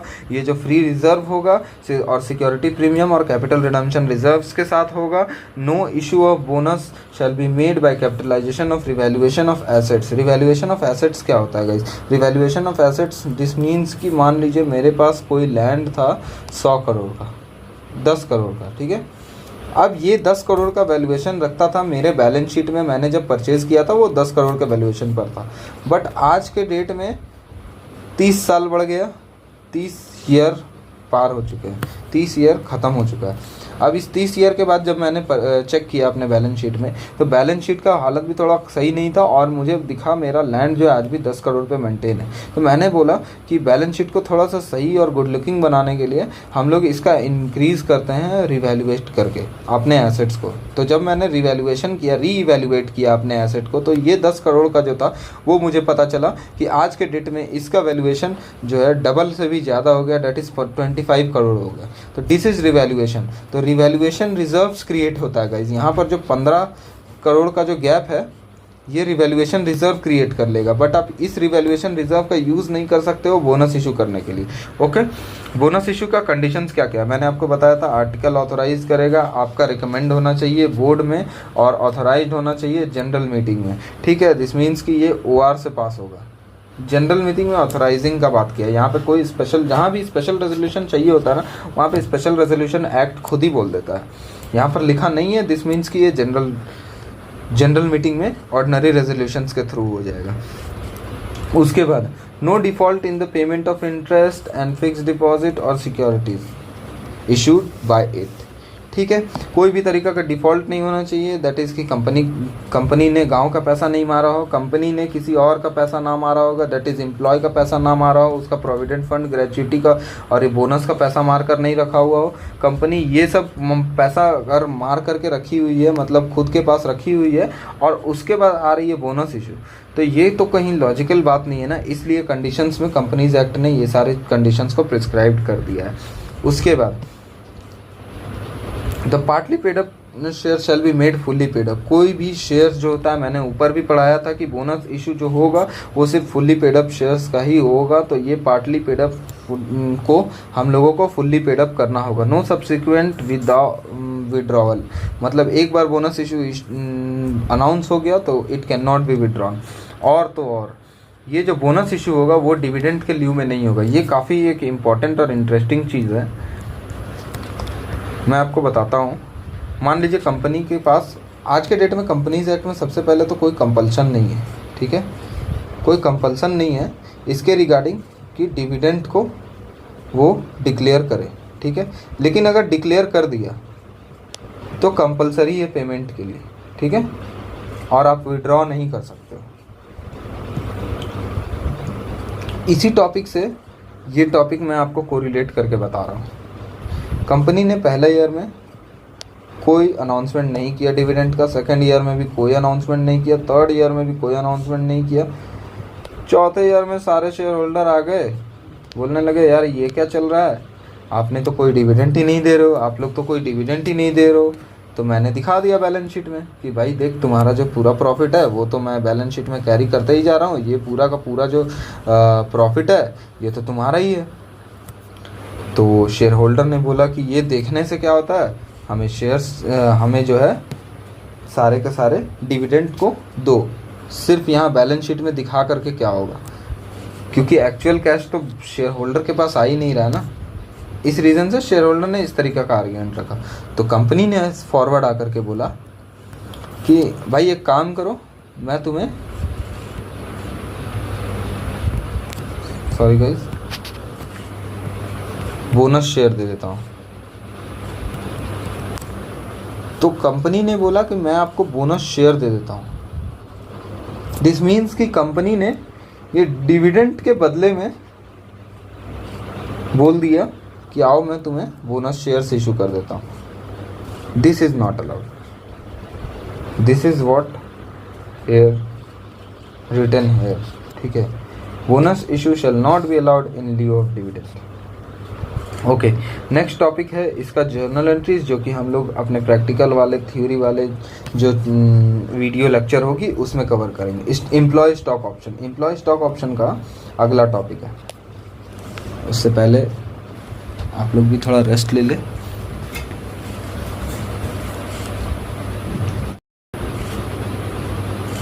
So our next topic is employee stock option scheme. A company may offer options to its employer or employee directors to subscribe the shares of the company at a price lower than the market value or fair value at a future date। यहाँ पर ना 3-4 चीज़ cover किया गया है। सबसे पहला बताया गया ऑप्शन है ये, साथ ही साथ बताया गया ये एम्प्लॉय और एम्प्लॉय डायरेक्टर्स को ऑफ़र किया जाएगा, ठीक है। दूसरा बताया गया कि ये मार्केट वैल्यू से या फिर फेयर वैल्यू बोल लीजिए, उससे लोअर में ऑफ़र किया जाएगा। साथ ही साथ ये फ्यूचर डेट पर सब्सक्राइब करने का ऑप्शन होगा। तो ये एक तरीका का ऑप्शन दिया जाता है किसी एक एम्प्लॉय को, किसी एक एम्प्लॉय या फिर एम्प्लॉयज़ को, कि भाई आप या तो इसे फ्यूचर डेट पे सब्सक्राइब करना, इस फ्यूचर डेट पे जो ये आपका शेयर्स होगा इसको आप परचेज़ कर सकते हो, बट जो रेट होगा वो हम लोग आपको मार्केट रेट से कम में देंगे, ठीक है। ये एक तरीका का ना स्वेट इक्विटी के शेयर्स के तरीका है। It falls under category of sweat equity shares. Sweat equity shares क्या होता है वो हम आगे के टॉपिक्स में कवर करेंगे, वो आपको मिल जाएगा आगे के टॉपिक्स में। अभी बस आप स्वेट इक्विटी शेयर्स दिमाग में ध्यान रखें इस पॉइंट को, ठीक है। इसका कंडीशंस क्या होता है, एम्प्लॉय स्टॉक ऑप्शंस का जो कंडीशंस होता है वो कुछ इस तरीके से है कि ये जो होगा shares are issued of same class already issued. ये जो शेयर्स होंगे वो उसी क्लास के होने चाहिए जो ऑलरेडी इशू किए हुए हैं, मार्केट में जो ऑलरेडी इशूड हैं उन्हीं के होने चाहिए। जो शेयर वो उसके साथ एक स्पेशल रेजोल्यूशन होना चाहिए, तभी आप एम्प्लॉय स्टॉक ऑप्शन को इशू कर पाओगे। रेजोल्यूशन में आपको जो रेजोल्यूशन होगा उसमें स्पेसिफाई करना होगा number of shares, current market price और क्लास क्या होगा, जिस एम्प्लॉय को आप दे रहे होगे उनका क्लास क्या है, एम्प्लॉय या फिर डायरेक्टर, ठीक है। उसके बाद ये काफ़ी इम्पॉर्टेंट है, not less then 1 year elapsed since the date on which the company has commenced its business। ये जो स्वेट इक्विटी शेयर्स होगा वो स्वेट इक्विटी शेयर्स जो होगा इसका इशू आप तब तक नहीं कर सकते हो अगर आपके कंपनी का 1 साल से ज़्यादा नहीं हुआ है और आप यहाँ पे इशू करने का कोशिश कर रहे हो। दिस मीन्स कि आपकी कंपनी अभी with in 1 year of its incorporation within in 1 year of its incorporation में आपको नहीं करने मिलेगा, ठीक है। उसके बाद आपको सेबी रेगुलेशन देखना होगा लिस्टेड कंपनी के केस में। ऑब्जेक्टिव क्या होता है, ये एक तरीके का ऑब्जेक्टिव है, इसके कंपनी का इशू करने का मेन ऑब्जेक्टिव होता है वो इंसेंटिव ड्रॉन करना चाहती है, रिटेन करना चाहती है एम्प्लॉय को और रिवॉर्ड करना चाहती है एम्प्लॉय को। दिस मीन्स कि अच्छे एम्प्लॉय को रिटेन करने के लिए उसे लालच देने की कोशिश, या फिर आप जो भी बोल लो कि उसे रखने के लिए कंपनी कोशिश करती है कि हम लोग उसे ज़्यादा से ज़्यादा एक ओनरशिप का फीलिंग देने का कोशिश करें और उसे शेयर दे करके अपने पास ही रिटेन करने का कोशिश करें। ये साथ ही साथ एम्प्लॉय को मोटिवेट करता है कि आप जितना ज़्यादा अच्छे से काम करोगे कंपनी उतना ग्रो करेगा और फ्यूचर में कंपनी का प्राइस जो होगा उतना ऊपर जाएगा। उसके बाद ना ये एम्प्लॉय स्टॉक ऑप्शन जो होगा वो एम्प्लॉय स्टॉक ऑप्शन के रिगार्डिंग कुछ पॉइंट्स है, टॉपिक है, ये डेफिनेशंस को कुछ हम लोग समझ लेते हैं कि होता क्या है एक्चुअली में, ठीक है। यहाँ पर सबसे लिखा हुआ है और पहले लिखा हुआ है options in stock options. Option stock options this means कि वो एम्प्लॉय को एक ऑप्शन देता है, चॉइस देता है वेदर टू परचेज इट और not on fulfilment of condition. This means कि एम्प्लॉय को मैं बोलूँगा कि फॉर एग्जांपल मैंने अपने एम्प्लॉय को दिया और बोला कि भाई अगर तुम 2 साल काम करोगे मुंबई जा कर के मेरे कंपनी के लिए मेरे ब्रांच में बैठ कर के 2 years माई ब्रांच मुंबई, तो मैं तुम्हें ESOPs इशू कर दूंगा अपने कंपनी के। दिस इज़ द कंडीशंस, ठीक है। तो ये कंडीशन भी आपको फुलफिल करना होगा, तभी आपको ऑप्शन मिलेगा एज एन एम्प्लॉय कि आप सब्सक्राइब करो इस कंपनी के शेयर्स, ठीक है। उसके बाद ग्रांट क्या, eligibility, the eligibility of particular employ for grant of stock options is based on his role performance and hence grant of options. The eligibility of particular employee for the grant of stock options is based on his role and performance. Hence the grant is an option. Grant भी एक तरीका का option ही होता है। Wasting क्या होता है? Wasting में दो टॉपिक है, वेस्टिंग परसेंटेज और वेस्टिंग पीरियड। वेस्टिंग पीरियड क्या होता है पहले वो दिया हुआ है। तो वेस्टिंग पीरियड एक वो पीरियड होता है जिस पीरियड को आप कंप्लीट करने के बाद अपना ऑप्शन को एक्सरसाइज कर सकते हो। मतलब यहाँ पर ये 2 साल जो था वो था वेस्टिंग पीरियड। 2 साल के बाद ही आप अपने एक्सरसाइज कर सकते हो अपने राइट को, अपने ऑप्शन को परचेज करने का, शेयर्स को। ठीक है। वेस्टिंग परसेंटेज क्या होता है? वेस्टिंग परसेंटेज एक पूरा का पूरा पोर्शन होता है, ठीक है, परसेंटेज का, जो कि एम्प्लॉय को ऑफर किया जा रहा होगा, which employee is eligible to exercise. मान लो कि मैंने नरू को बोल कर रखा था, मैंने अपने दोस्त को बोल कर रखा हुआ था कि भाई देख तुम्हें मैं 200 शेयर दूंगा, तो ये उसका एक जो परसेंटेज हुआ, ये परसेंटेज मेरे टोटल शेयर कैपिटल का 2% है मान लो, तो ये 2% उसके लिए वेस्टिंग परसेंटेज हो गया। ठीक है। एक्सरसाइज से पहले मैं आपको बता दूं एक्सरसाइज प्राइस क्या होता है। एक्सरसाइज प्राइस वो प्राइस होता है जिस प्राइस पे मैं बोलूँगा कि एज एन एम्प्लॉय आप इन फ्यूचर उस ऑप्शन को एक्सरसाइज कर सकते हो। Exercise price is that price which the employee has to pay to convert the options into shares.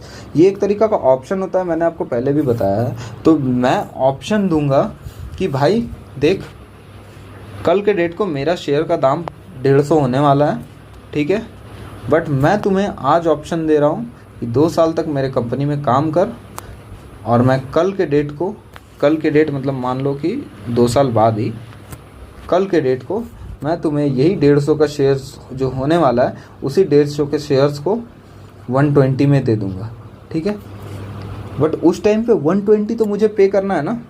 That is the exercise price. Exercise करने का प्राइस, अपने option को चुनने का भी एक प्राइस पे करना ही पड़ेगा हमें। एक्सरसाइज क्या हुआ? एक्सरसाइज दिस मीन्स कि हम लोग उस ऑप्शन को कन्वर्ट कर रहे हैं शेयर्स में, अपने राइट को परचेज कर रहे हैं। दिस इज़ द एक्सरसाइज करना, अपने राइट को एक्सरसाइज करना। Okay. Effective date of exercise. Effective date of exercise is the date on which the company allot the shares. Company allot कब हो रही है शेयर्स, कंपनी अलॉट कब कर रही है, that is the effective date. मतलब मैं 2 साल बाद यहाँ पे करने वाला था, तो दैट इज़ इफेक्टिव डेट। 2 साल बाद जो पर्टिकुलर डेट को मैं बोलूँगा, उस डेट को मैं उन्हें ऑप्शन दूंगा और उन्हें एक्सरसाइज करने का इफेक्टिव डेट दूंगा। एक value of opinion option, value of option. There is a difference between market price and issue price of the security. Value of the option मतलब कि जो मेरा मार्केट प्राइस होगा, मैंने आपको बताया ना मार्केट प्राइस यहाँ पर 150 चल रहा था, और मेरा जो इशू प्राइस हो गया यहाँ पे 120 हो गया, जिसमें मैंने बोला है। तो वैल्यू ऑफ द शेयर्स जो मेरे को, वैल्यू ऑफ द ऑप्शन जो मिला मुझे एक्सरसाइज करने का वैल्यू कितना हुआ, तो मेरा एक्सरसाइज करने का वैल्यू हुआ 30 रुपया। ठीक है। उसके बाद आगे आते हैं। कंपनीज एक्ट के कुछ प्रोविजंस को दिए हुए हैं यहाँ पे regarding the ESOP, that is section 62 subsection 1 clause B of the Companies Act 2013.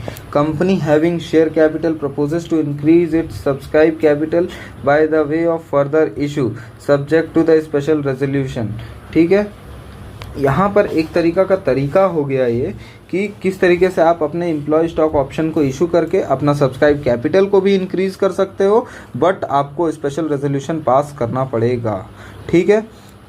उसके बाद red with rule 12 of the Companies Act share capital and debenture rule shall have to complied with the following requirement. मतलब ESOP issue करने के लिए ये conditions है, ठीक है। यहाँ पे मैं लिख देता हूँ कंडीशंस। ओके। स्पेशल रेजोल्यूशन जाएगा, एक्सप्लेनेटरी स्टेटमेंट जाएगा, companies granting option, free to determine the exercise price. Exercise price जो मैंने आपको बताया था वो डिटरमाइन करने के लिए कंपनी फ्री है। ठीक है। शेयर होल्डर का अप्रूवल लगेगा सेपरेट रेजोल्यूशन से। ठीक है। फॉर द एक्सरसाइज प्राइस, यहाँ पर जो स्पेशल रेजोल्यूशन लगा था वो ईसॉप के लिए लगा है, मतलब कि हाँ आप एग्री कर रहे हो कि हाँ चलो ईसॉप करते हैं कंपनी में। फिर उसके बाद जो एक्सरसाइज प्राइस हुआ उस टाइम भी एक स्पेशल रेजोल्यूशन लिया जाएगा रिगार्डिंग दिस प्राइस। ठीक है। तो ये दोनों जो स्पेशल रेजोल्यूशन है वो दोनों अलग अलग है। ठीक है। उसके बाद मिनिमम वेस्टिंग पीरियड भी बताना होगा। फॉर फीचर्ड और रिफंड का जो अमाउंट होगा वो shall have to be paid under the ESOP, ठीक है। उसके बाद डिस्क्लोजर होगा बोर्ड रिपोर्ट में, इसका बोर्ड रिपोर्ट जो जाता है हर साल उसमें वो ईसॉप के रिगार्डिंग डिस्क्लोजर होना चाहिए। एम्प्लॉय स्टॉक ऑप्शन SH6 में जो होगा वो रजिस्टर मेंटेन किया जाएगा एम्प्लॉय स्टॉक ऑप्शन का, ओके। उसके बाद रूल 12 में सबसेक्शन 11 बात करती है रिगार्डिंग लिस्टेड कंपनी को जो भी होगा सेबी के रेगुलेशंस को कंप्लाई करना होगा। ये भी आप एक तरीके से ध्यान में रखो कि जो भी लिस्टेड कंपनी होंगे उन्हें सेबी का रेगुलेशंस तो फॉलो करना ही है। इसके बाद हमारा हमारा जो नेक्स्ट टॉपिक होगा वो होगा स्वेट इक्विटी शेयर्स के रिगार्डिंग। स्वेट इक्विटी शेयर्स मैंने अभी आपको टॉपिक ऊपर एम्प्लॉय स्टॉक ईसॉप पढ़ाते टाइम, एम्प्लॉय स्टॉक ऑप्शन पढ़ाते के टाइम बताया भी था कि स्वेट इक्विटी शेयर्स का हम लोग टॉपिक पढ़ेंगे नीचे। ये स्वेट इक्विटी शेयर्स होता क्या है?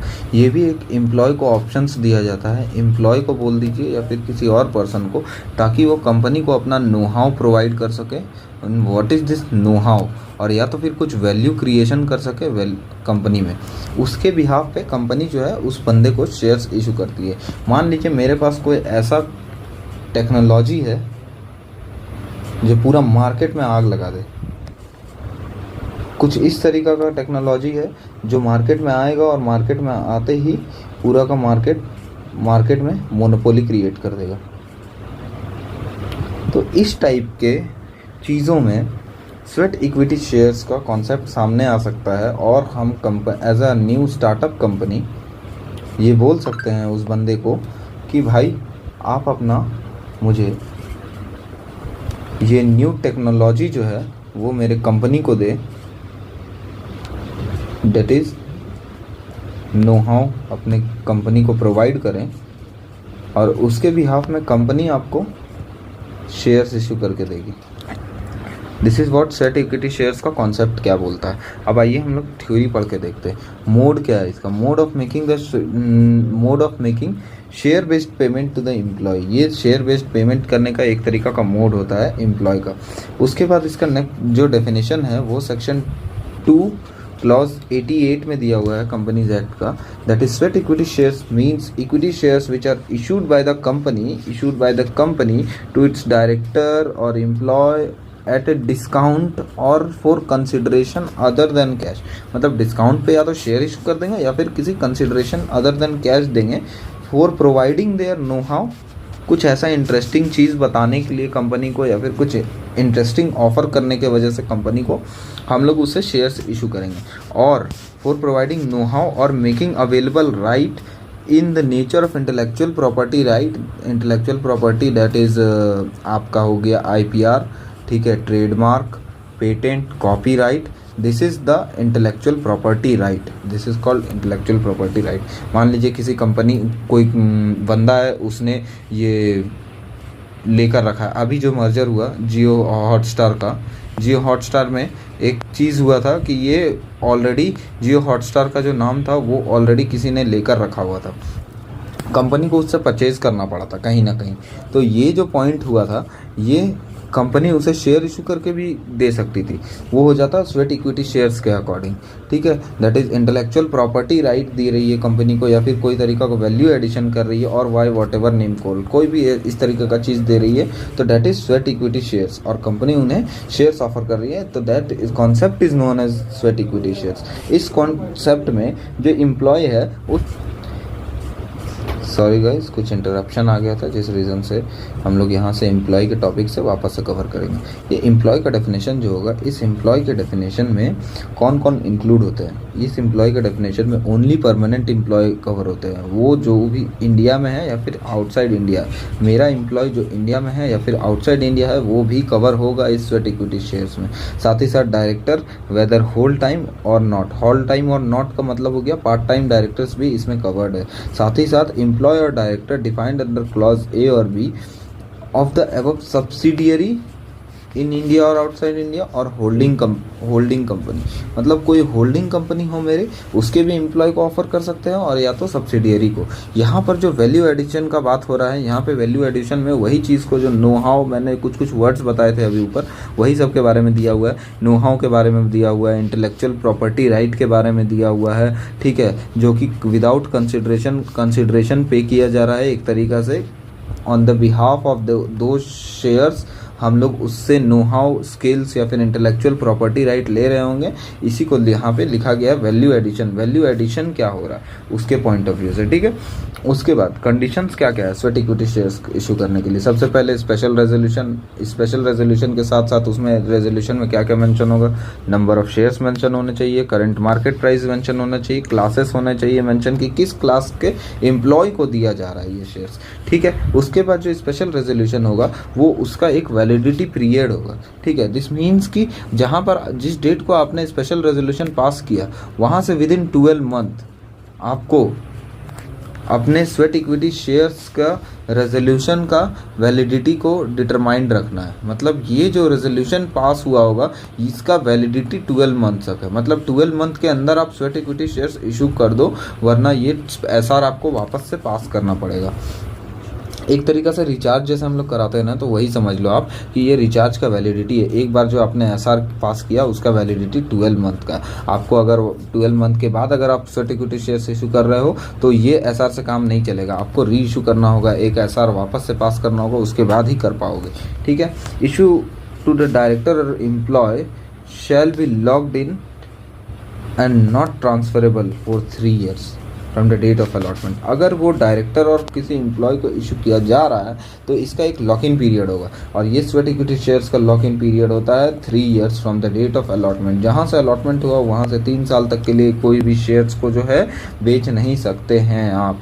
ये चीज़ डिफाइंड है एक्ट में। और साथ ही साथ एक इंटरेस्टिंग प्रैक्टिकल पार्ट यहाँ पर है कि उन शेयर्स में ना लॉक्ड रहेगा और वो स्टैम्प्ड रहेगा, स्पेसिफिकली मेंशन किया रहेगा उसमें कि ये शेयर सर्टिफिकेट अभी लॉक्ड है, बोल्डली मेंशन रहेगा, ठीक है।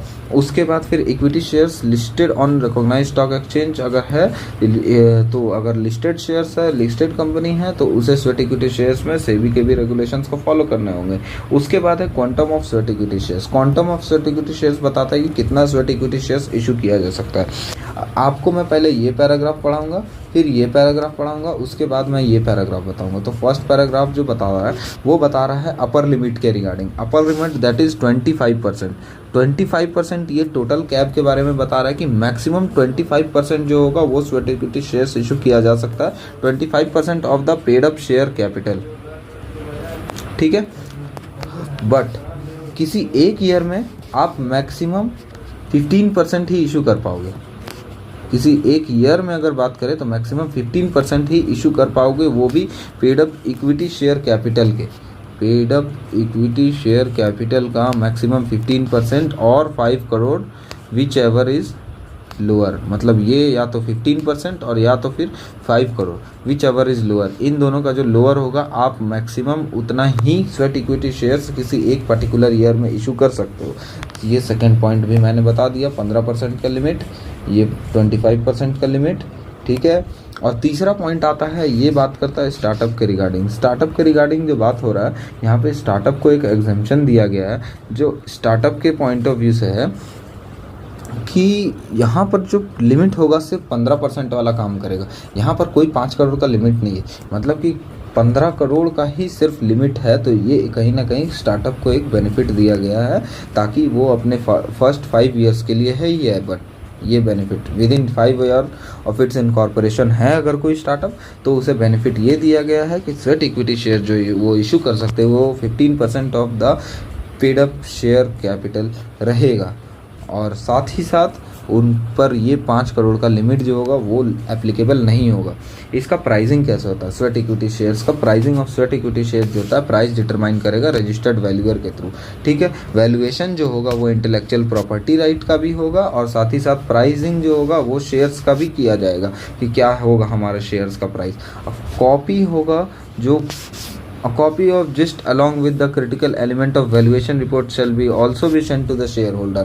जो SR पास करने के लिए आप नोटिस भेजोगे, उस नोटिस में इस कॉपी का ऑफ वैल्यूएशन रिपोर्ट भी भेजोगे और साथ ही साथ आप एक जिस्ट भेजोगे regarding the valuation report to the shareholder. अब यहाँ पर बात करते हैं कि डिस्क्लोजर क्या क्या देना होगा हम लोग को। डिस्क्लोजर्स क्या क्या देने होंगे बोर्ड रिपोर्ट में।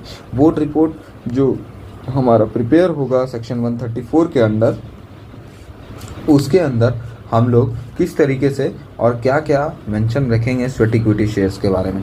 कुछ नहीं, नॉर्मल पॉइंट्स है गाइस यहाँ पर, और कोई ऐसा स्पेसिफिक पॉइंट नहीं दिया गया है।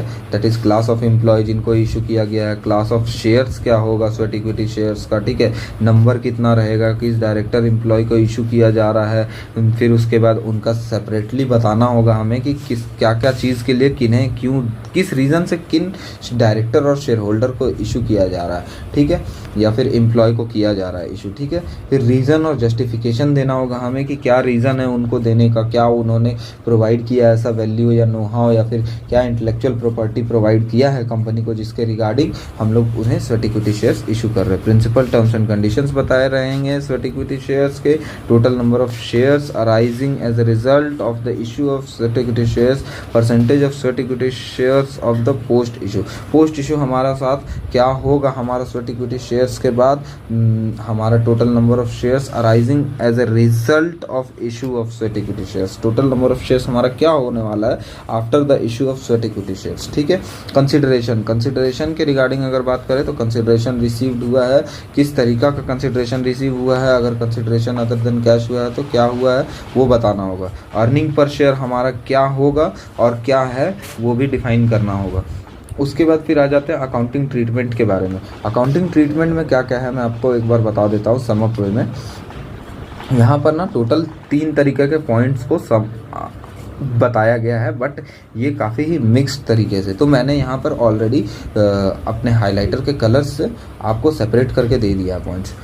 सबसे पहले तो accounting treatment for sweat equity shares, एक मिनट में इंक चेंज कर लूँ, हाँ, accounting treatment for sweat equity shares. Sweat equity shares के लिए जो अकाउंटिंग ट्रीटमेंट है वो नॉन कैश कंसिडरेशन, अगर कोई कैश नहीं दिया गया है उस टाइप के केस में किस तरीका का इसका अकाउंटिंग ट्रीटमेंट दिया जाएगा बुक्स ऑफ अकाउंट्स में, ठीक है। Take the form of depreciable, take in the forms of depreciable और amortizable assets, it will be carry forward in the balance sheet. मैं आपको बताता हूँ, अगर आपने कुछ कंसिडरेशन जो भी दिया है वो आपने अपने अकाउंट्स में आपको शो करना है और वो कोई वैल्यूएबल एसेट्स के फॉर्म में नहीं है तो हम उसे डेप्रिशिएबल एसेट्स के तरीके से दिखाएंगे और अमोर्टाइजेबल एसेट के फॉर्म में दिखाएंगे और साथ ही साथ एक्सपेंसेस के जैसा चार्ज करते चलेंगे हर ईयर में, ठीक है। उसके बाद यहाँ पर बात कर लेते हैं amount of sweat equity shares will be treated as a part of managerial remuneration. इस जो अमाउंट होगा स्वेट इक्विटी शेयर्स का वो मैनेजेरियल रेम्यूनरेशन का पार्ट बनेगा या नहीं। जो हम लोग रेम्यूनरेशन देते हैं उसका लिमिट दिया हुआ है सेक्शन 197 के अंदर ऑफ द कंपनीज एक्ट, हमारा जो है लिमिट दिया हुआ है मैनेजेरियल रेम्यूनरेशन के रिगार्डिंग और ये लिमिट एक्सीड नहीं होना चाहिए। इसलिए यहाँ पर इसके रिगार्डिंग पॉइंट बनाया गया कि स्वेट इक्विटी शेयर जो होगा वो whether it will be counted in the limit और not counted in the limit. तो यहाँ पर बताया गया है कि अगर issue to any director in following cases, देखिए वो मैनेजेरियल रेम्यूनरेशन काउंट कब होगा मैं बता रहा हूँ, कंडीशंस अगर ये फुलफिल हुआ तो वो मैनेजेरियल रेम्यूनरेशन में काउंट होगा। This means that issued to any director और मैनेजर एंड साथ ही साथ are issued for consideration other than cash and does not take form as an assets. एक तो ये किसी डायरेक्टर या फिर मैनेजर को, किसी डायरेक्टर या मैनेजर को इशू हो रहा है, ठीक है, साथ ही साथ ये कोई ऐसे एसेट का फॉर्म नहीं बन रहा है, ये बस एक डेप्रिशिएबल एसेट्स के जैसा या फिर अमोर्टाइजेबल एसेट के जैसा हमारे अकाउंट में शो होने वाला है। ये दोनों का दोनों केस अगर होगा तो हम लोग उसके रेम्यूनरेशन में स्वेट इक्विटी शेयर्स को काउंट करेंगे, ठीक है। उसके बाद sweat equity shares issued during an accounting period, the accounting value of the sweat equity shares shall be treated as a form of compensation to the employ और director. यहाँ पर अगर मैं बात करूँ तो यहाँ पर ना आप लोग सिंपली समझ सकते हैं जर्नल एंट्रीज के साथ से, ठीक है, कि किस तरीके से यहाँ पर बोलना क्या चाह रहा point. If the sweat equity shares are not issued pursuant to the acquisition of assets. Sweat यहाँ पर आप दूसरा पॉइंट अगर पढ़ेंगे तो ज़्यादा क्लियर होगा चीज़ कि pursuant to the acquisition of assets carried in the balance sheet amount of accounting value that in excess of the value assets acquired, the treatment as forms of compensation. The only expenses value will be expenses. The only expressed value will be expenses. ठीक है, मैं अगर आपको simple language में बताऊं तो जो भी स्वेट इक्विटी शेयर्स होगा, अगर उसका एक्विजिशन हो रहा है, उसका अगर एक्विजिशन हो रहा है एज एन एसेट फॉर्म में, तो उसको हम लोग बैलेंस शीट में दिखाएंगे और बैलेंस शीट में वो एज एन एसेट शो होता है। बट द थिंग इज़ कि अगर वो एज एन एसेट नहीं आया हमारे पास तो उसे किस तरीके से दिखाना होगा, तो उसे एज एन एक्सपेंस दिखाना होगा कंपनी को। और यही एक्सपेंस के रिगार्डिंग बात किया जा रहा है कि उसे किस तरीके से एक्सपेंस का ट्रीटमेंट रख के करना है, ठीक है। Issue of shares on right basis, ठीक है। Issue of right shares, right मतलब क्या हुआ, ये मेरा अधिकार है, ठीक है, तो ये मेरा अधिकार है, तो इसी पॉइंट पर बना है issue of right shares. Issue of right shares ना कुछ इस तरीके का टॉपिक है जो आपको कंफ्यूजिंग लग सकता है, बट मैंने ना उसके पॉइंट्स को सब डिवाइड कर दिया है। इसमें क्या होता है ना कि शेयर्स जो होते हैं ऑफर की जाती है एग्जिस्टिंग मेंबर को in proportional to the existing share holding. जो एग्जिस्टिंग मेंबर हैं, आपको उस एग्जिस्टिंग मेंबर होने की वजह से आपको राइट मिल रहा है कि आप आओ और जो फर्दर इशू हो रहा है शेयर्स का उसमें सब्सक्राइब करो। दिस मीन्स कि अगर मैं शेयर होल्डर था और 10,000 शेयर्स अपने कंपनी में होल्ड कर रहा था और अभी कंपनी अगर इशू कर रही है वापस से 500 शेयर्स, तो उसमें कुछ ना कुछ प्रोपोर्शन मेरा भी हिस्सा होगा कि मैं इसे सब्सक्राइब कर सकता हूँ। इस टाइप के जो इशू होते हैं उसे बोला जाता है राइट इशू, ठीक है। इस केस में होता क्या है, जो शेयर्स होते हैं वो ऑफर्ड की जाती हैं। सबसे पहले शेयर होल्डर्स के लिए पॉइंट दिया हुआ है कि the share shall be offered to a person to whom holder of the equity shares of the company in proportion as nearly as circumstances admitted to the paid up share capital and sending the letter of offer subject to the following condition. This means कि यहाँ पर share holder का बात किया जा रहा है। यहाँ पर जो शेयर होल्डर होगा उसे ऑफर किया जाएगा प्रोपोर्शनेट बेसिस पे, जितना उन्होंने सब्सक्राइब करके रखा है उस प्रोपोर्शन में, ठीक है। अगर मान लीजिए कि टोटल कंपनी में शेयर कैपिटल था 100 और मैंने सब्सक्राइब करके रखे थे 10, दिस मीन्स कि मेरे पास 10% था, ठीक है। तो फर्दर इशू अगर हो रहा है 20 शेयर्स का, तो उसका 10%, यहाँ पर जैसे मैंने 10% होल्ड करके रखा था, तो इसका 10% दैट इज़ 2 शेयर्स मुझे सब्सक्राइब करने के इसमें राइट होना चाहिए। इस 20 शेयर्स में 2 शेयर्स एटलीस्ट मुझे सब्सक्राइब करने का राइट होना चाहिए। This is nothing but the right issue, ठीक है। अब इस केस में जो शेयर होल्डर होगा उसे प्रोपोर्शनेटली शेयर्स मिलेंगे और साथ ही साथ उन्हें लेटर ऑफ ऑफर भेजा जाएगा रिगार्डिंग एक्सेप्टेंस और नॉन एक्सेप्टेंस, और वो एक्सेप्ट कर सकते हैं या तो डिक्लाइन कर सकते हैं अपने ऑफ़र को, ठीक है। यहाँ पर एक इंटरेस्टिंग चीज़ ये आता है कि जो जिन्हें ऑफ़र किया जा रहा है वो शेयर होल्डर चाहे तो अपने राइट को रिनाउंस भी कर सकता है किसी और पर्सन को, बट उन्हें उन रिनाउंसी का name, renouncee that is that person जिसे शेयर होल्डर ने अपने राइट को ऑफ़र किया है। मतलब मैं अगर शेयर होल्डर था, मान लो मिस्टर ए जो था वो एज अ शेयर होल्डर काम कर रहा था, अब यहाँ पर उसे जो ऑफ़र मिला उसने अपना ऑफ़र तो रिजेक्ट कर दिया, बट उसने अपना राइट जो है रिनाउंस कर दिया अपने किसी दोस्त को, ठीक है। अब ये रिनाउंस राइट जो होगा, ये राइट जो रिनाउंस हो गया, वो राइट को, रिनाउंसिएशन को उसे अपने ऑफ़र लेटर में इंफॉर्मेशन देना होगा कि भाई मैंने अपना राइट जो है रिनाउंस कर दिया है इस बंदे को, इसको अपना ऑफ़र जो है पास ऑन कर दिया है। नाउ यहाँ पर ये जो पॉइंट है, यहाँ पर एक काफ़ी इंटरेस्टिंग पॉइंट है कि अगर किसी ने कुछ शेयर्स एक्सरसाइज नहीं किए हैं, राइट एक्सरसाइज नहीं किए हैं, तो ये बोर्ड ऑफ डायरेक्टर के पास एक पॉइंट रहेगा, एक एडवांटेज रहेगा कि वो अपने कंपनी के शेयर्स को किस तरीके से डिस्पोज ऑफ करेगी, वो कंपनी डिसाइड करेगी, ठीक है। बट हाँ, कंपनी को ध्यान में ये रखना है कि डायरेक्टर को ये ध्यान में रखते हुए करना है कि वो कंपनी के लिए डिसएडवांटेज वे में ना हो, ठीक है। उसके बाद दूसरा ऑफर होता है वो एम्प्लॉय स्टॉक ऑप्शन में होता है, जो कि एम्प्लॉयज़ को ऑफ़र किया जाता है राइट इशू में एम्प्लॉय स्टॉक ऑप्शंस के थ्रू, ठीक है। एम्प्लॉय स्टॉक ऑप्शन का कॉन्सेप्ट को यहाँ पे जोड़ा गया और राइट इशू का कॉन्सेप्ट को यहाँ पे जोड़ा गया है, ठीक है। उसके बाद रैंडमली किसी और पर्सन को भी दिया जा सकता है ताकि जो कि एम्प्लॉय को स्पेशल रेजोल्यूशन, बट यहाँ पर ना स्पेशल रेजोल्यूशन भी पास होगा जो कि कंपनी को पास ऑन कर रही होगी कोई ना कोई नो हाउ स्किल या फिर वैसे ही कुछ ऐसा प्रोवाइड कर रही होगी जो कि स्पेसिफिक होगा, ठीक है। इसमें जो नोटिस डिस्पैच होगा वो रजिस्टर्ड पोस्ट से डिस्पैच किया जाएगा, इलेक्ट्रॉनिक पोस्ट से भी डिस्पैच किया जा सकता है और एटलीस्ट 3 डेज़ का नोटिस तो देना ही है, at least 3 days before opening the issue.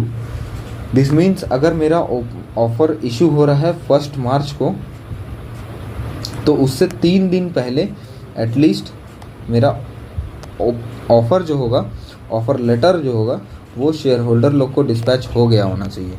मतलब अगर मैं आज के डेट को, मान लीजिए इस एग्जांपल को इरेज कर देता हूँ मैं, मान लीजिए कि 1 डेट को मैं ऑफ़र लेटर सेंड कर रहा हूँ, तो मैं ऑफ़र को ओपन कर सकता हूँ 3rd के बाद ही, ठीक है।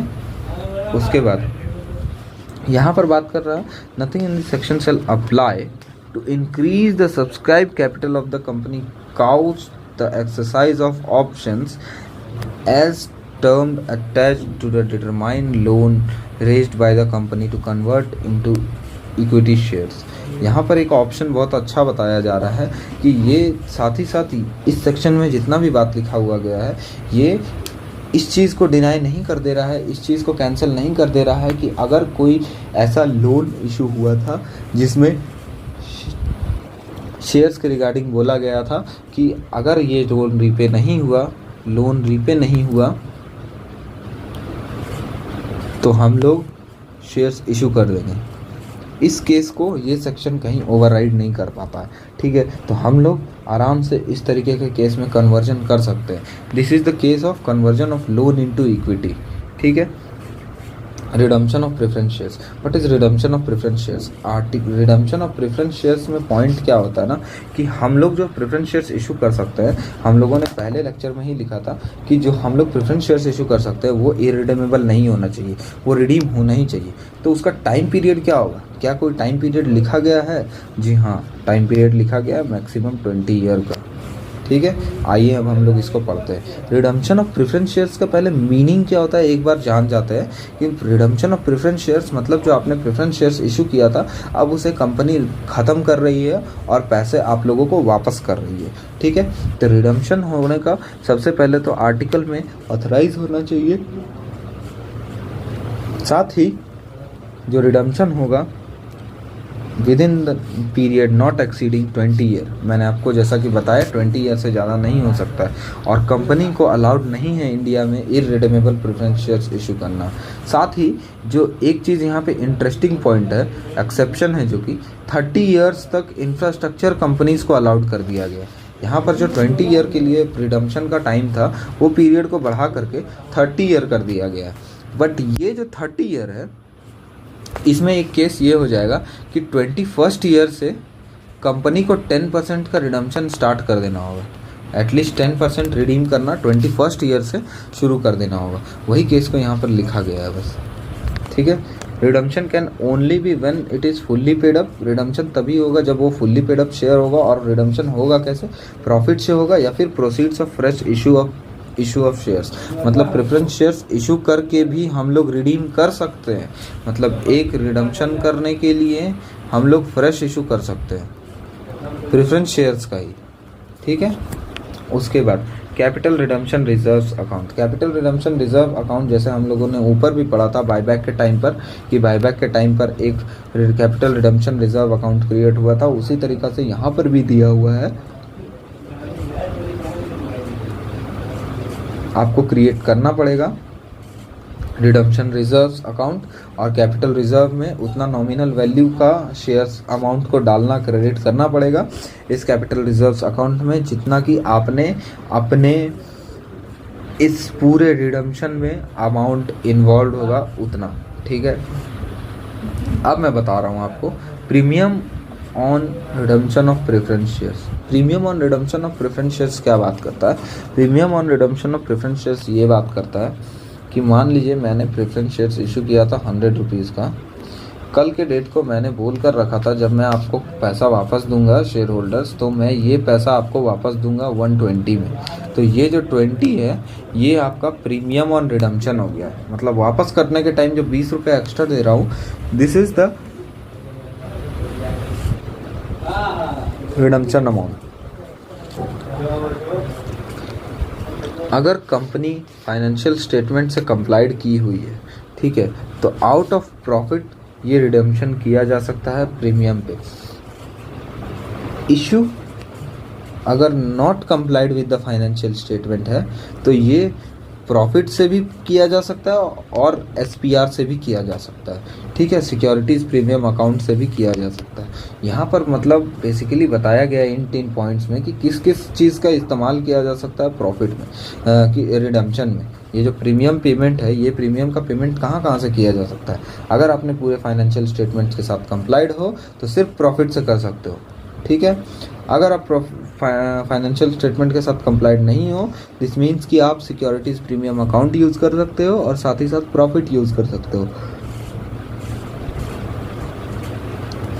तीसरा केस बनता है अगर वो इशू जो हुआ होगा प्रेफरेंस शेयर्स इशू जो हुआ होगा वो बिफोर ऑन और before commencement of companies act 2013, मतलब कंपनीज एक्ट 2013 के पहले का केस होगा, तो उस केस में प्रॉफिट भी यूज़ किया जा सकता है और सिक्योरिटीज़ प्रीमियम अकाउंट भी यूज़ किया जा सकता है।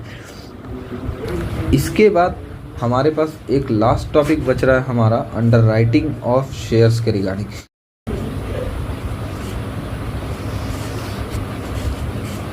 Our next topic is underwriting of shares. Underwriting of shares को समझने से पहले हम लोग कुछ पॉइंट्स को समझ लेते हैं ताकि हमें ये कॉन्सेप्ट थोड़ा इजी जाए। एक्चुअली में कंपनीज एक्ट के अंदर प्रिस्क्राइब किया गया है 90% जो कि मिनिमम सब्सक्रिप्शन होना चाहिए, बट कंपनीज के साथ सिचुएशन क्या हो रही थी, ये मिनिमम सब्सक्रिप्शन नहीं अचीव करने पे पूरा का पूरा कंपनी को रिफ़ंड करना पड़ता था। और ये रिफ़ंड करना मतलब पूरा का पूरा एक्सपेंसेस करना, शेयर्स इशू करने का, और उसके बाद लास्टली 90% सिर्फ नहीं अचीव होने की वजह से उसे को पूरा का पूरा रिफ़ंड कर देना पड़ता था। इसी रीज़न से कॉन्सेप्ट आया अंडर राइटिंग का। ठीक है, ये अंडर राइटर क्या करते हैं, कंपनी को एक तरीका का एश्योरेंस प्रोवाइड करते हैं कि भाई देख, तुम्हारा शेयर्स पब्लिक सब्सक्राइब करेगी या नहीं करेगी उसका मुझे पता नहीं, बट मैं तुम्हारा शेयर्स को सब्सक्राइब करूँगा और तुम्हें मिनिमम 90% अचीव करने में हेल्प करूँगा और तुम्हारे शेयर्स को सब्सक्राइब करके तुम्हारे शेयर होल्डिंग को मेंटेन करने की कोशिश करूँगा। जिस रीज़न से इसमें कंपनी का भी बेनिफिट था कि वो कंपनी को रिफ़ंड के केस में नहीं जाना पड़ता था। बट यहाँ पर क्वेश्चन ये आ रहा है, अंडर राइटर को क्या मिल रहा है? अंडर राइटर को मिलने वाला है कमीशन कंपनी से। कंपनी उसे देगी कमीशन इन शेयर्स को सब्सक्राइब करने का। अब आइए वापस से टॉपिक को पढ़ के देखते हैं। Definite and unambiguous assurance by the underwriter to take up the fixed number of shares or debenture of the company irrespective of the shares or debenture subscribed for by the public. In such cases, underwriter are committed to subscribe to pre-agreed number of shares or debenture along with the unsubscribed shares or debenture if any. यहाँ पर बोला जा रहा है कि underwriter जो होगा वो कमिटेड होगा शेयर्स को सब्सक्राइब करने के लिए pre agreed number of shares और डिवेंचर को, ठीक है, ताकि अगर कोई अनसब्सक्राइब शेयर्स रहे तो वो ये सब्सक्राइब करके कंप्लीट कर दे। Even if the issue is over subscribe तो भी underwriter is liable to take up the decided number of shares issued और डिवेंचर इशू। ठीक है, अंडरराइटर और ब्रोकर में डिफरेंस क्या होता है गाइस? अंडरराइटर का और ब्रोकर में ना डिफरेंसेस पता नहीं चल पाता है, बट एक्चुअली में ये काफ़ी इम्पॉर्टेंट चीज़ है। ब्रोकर जो होता है वो बस एक मेयर प्रॉमिस प्रोवाइड करता है, बट अंडरराइटर जो होता है वो एश्योरेंस प्रोवाइड करता है। मैंने पहले भी बताया था। अभी ब्रोकर को जो है उसे जो उसका बेनिफिट होता है वो एज अ ब्रोकरेज मिलता है, बट यहाँ पर अंडरराइटर को कमीशन मिलने वाला है।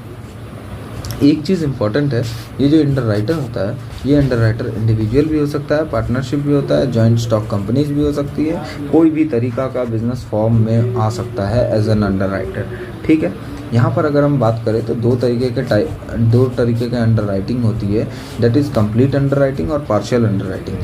कंप्लीट अंडरराइटिंग में जितना भी इशू हुआ वो पूरा का पूरा मेरा अंडरराइट हो जाएगा, that is complete underwriting. Partial underwriting में कुछ पोर्शन को ही हम लोग अंडरराइट कर रहे हैं। अंडरराइटिंग कमीशन मैंने जैसा कि आपको बताया था अभी, अंडरराइटिंग कमीशन प्रोवाइड किया जाता है अंडरराइटर्स को, ताकि वो शेयर्स जो सब्सक्राइब किए हैं या जो लाइबिलिटी बियर कर रहे हैं उसके लिए एक्चुअली में वो ना रिस्क बियर कर रहे हैं। ठीक है, और इस रिस्क के बदले उन्हें अंडरराइटिंग कमीशन दिया जाता है।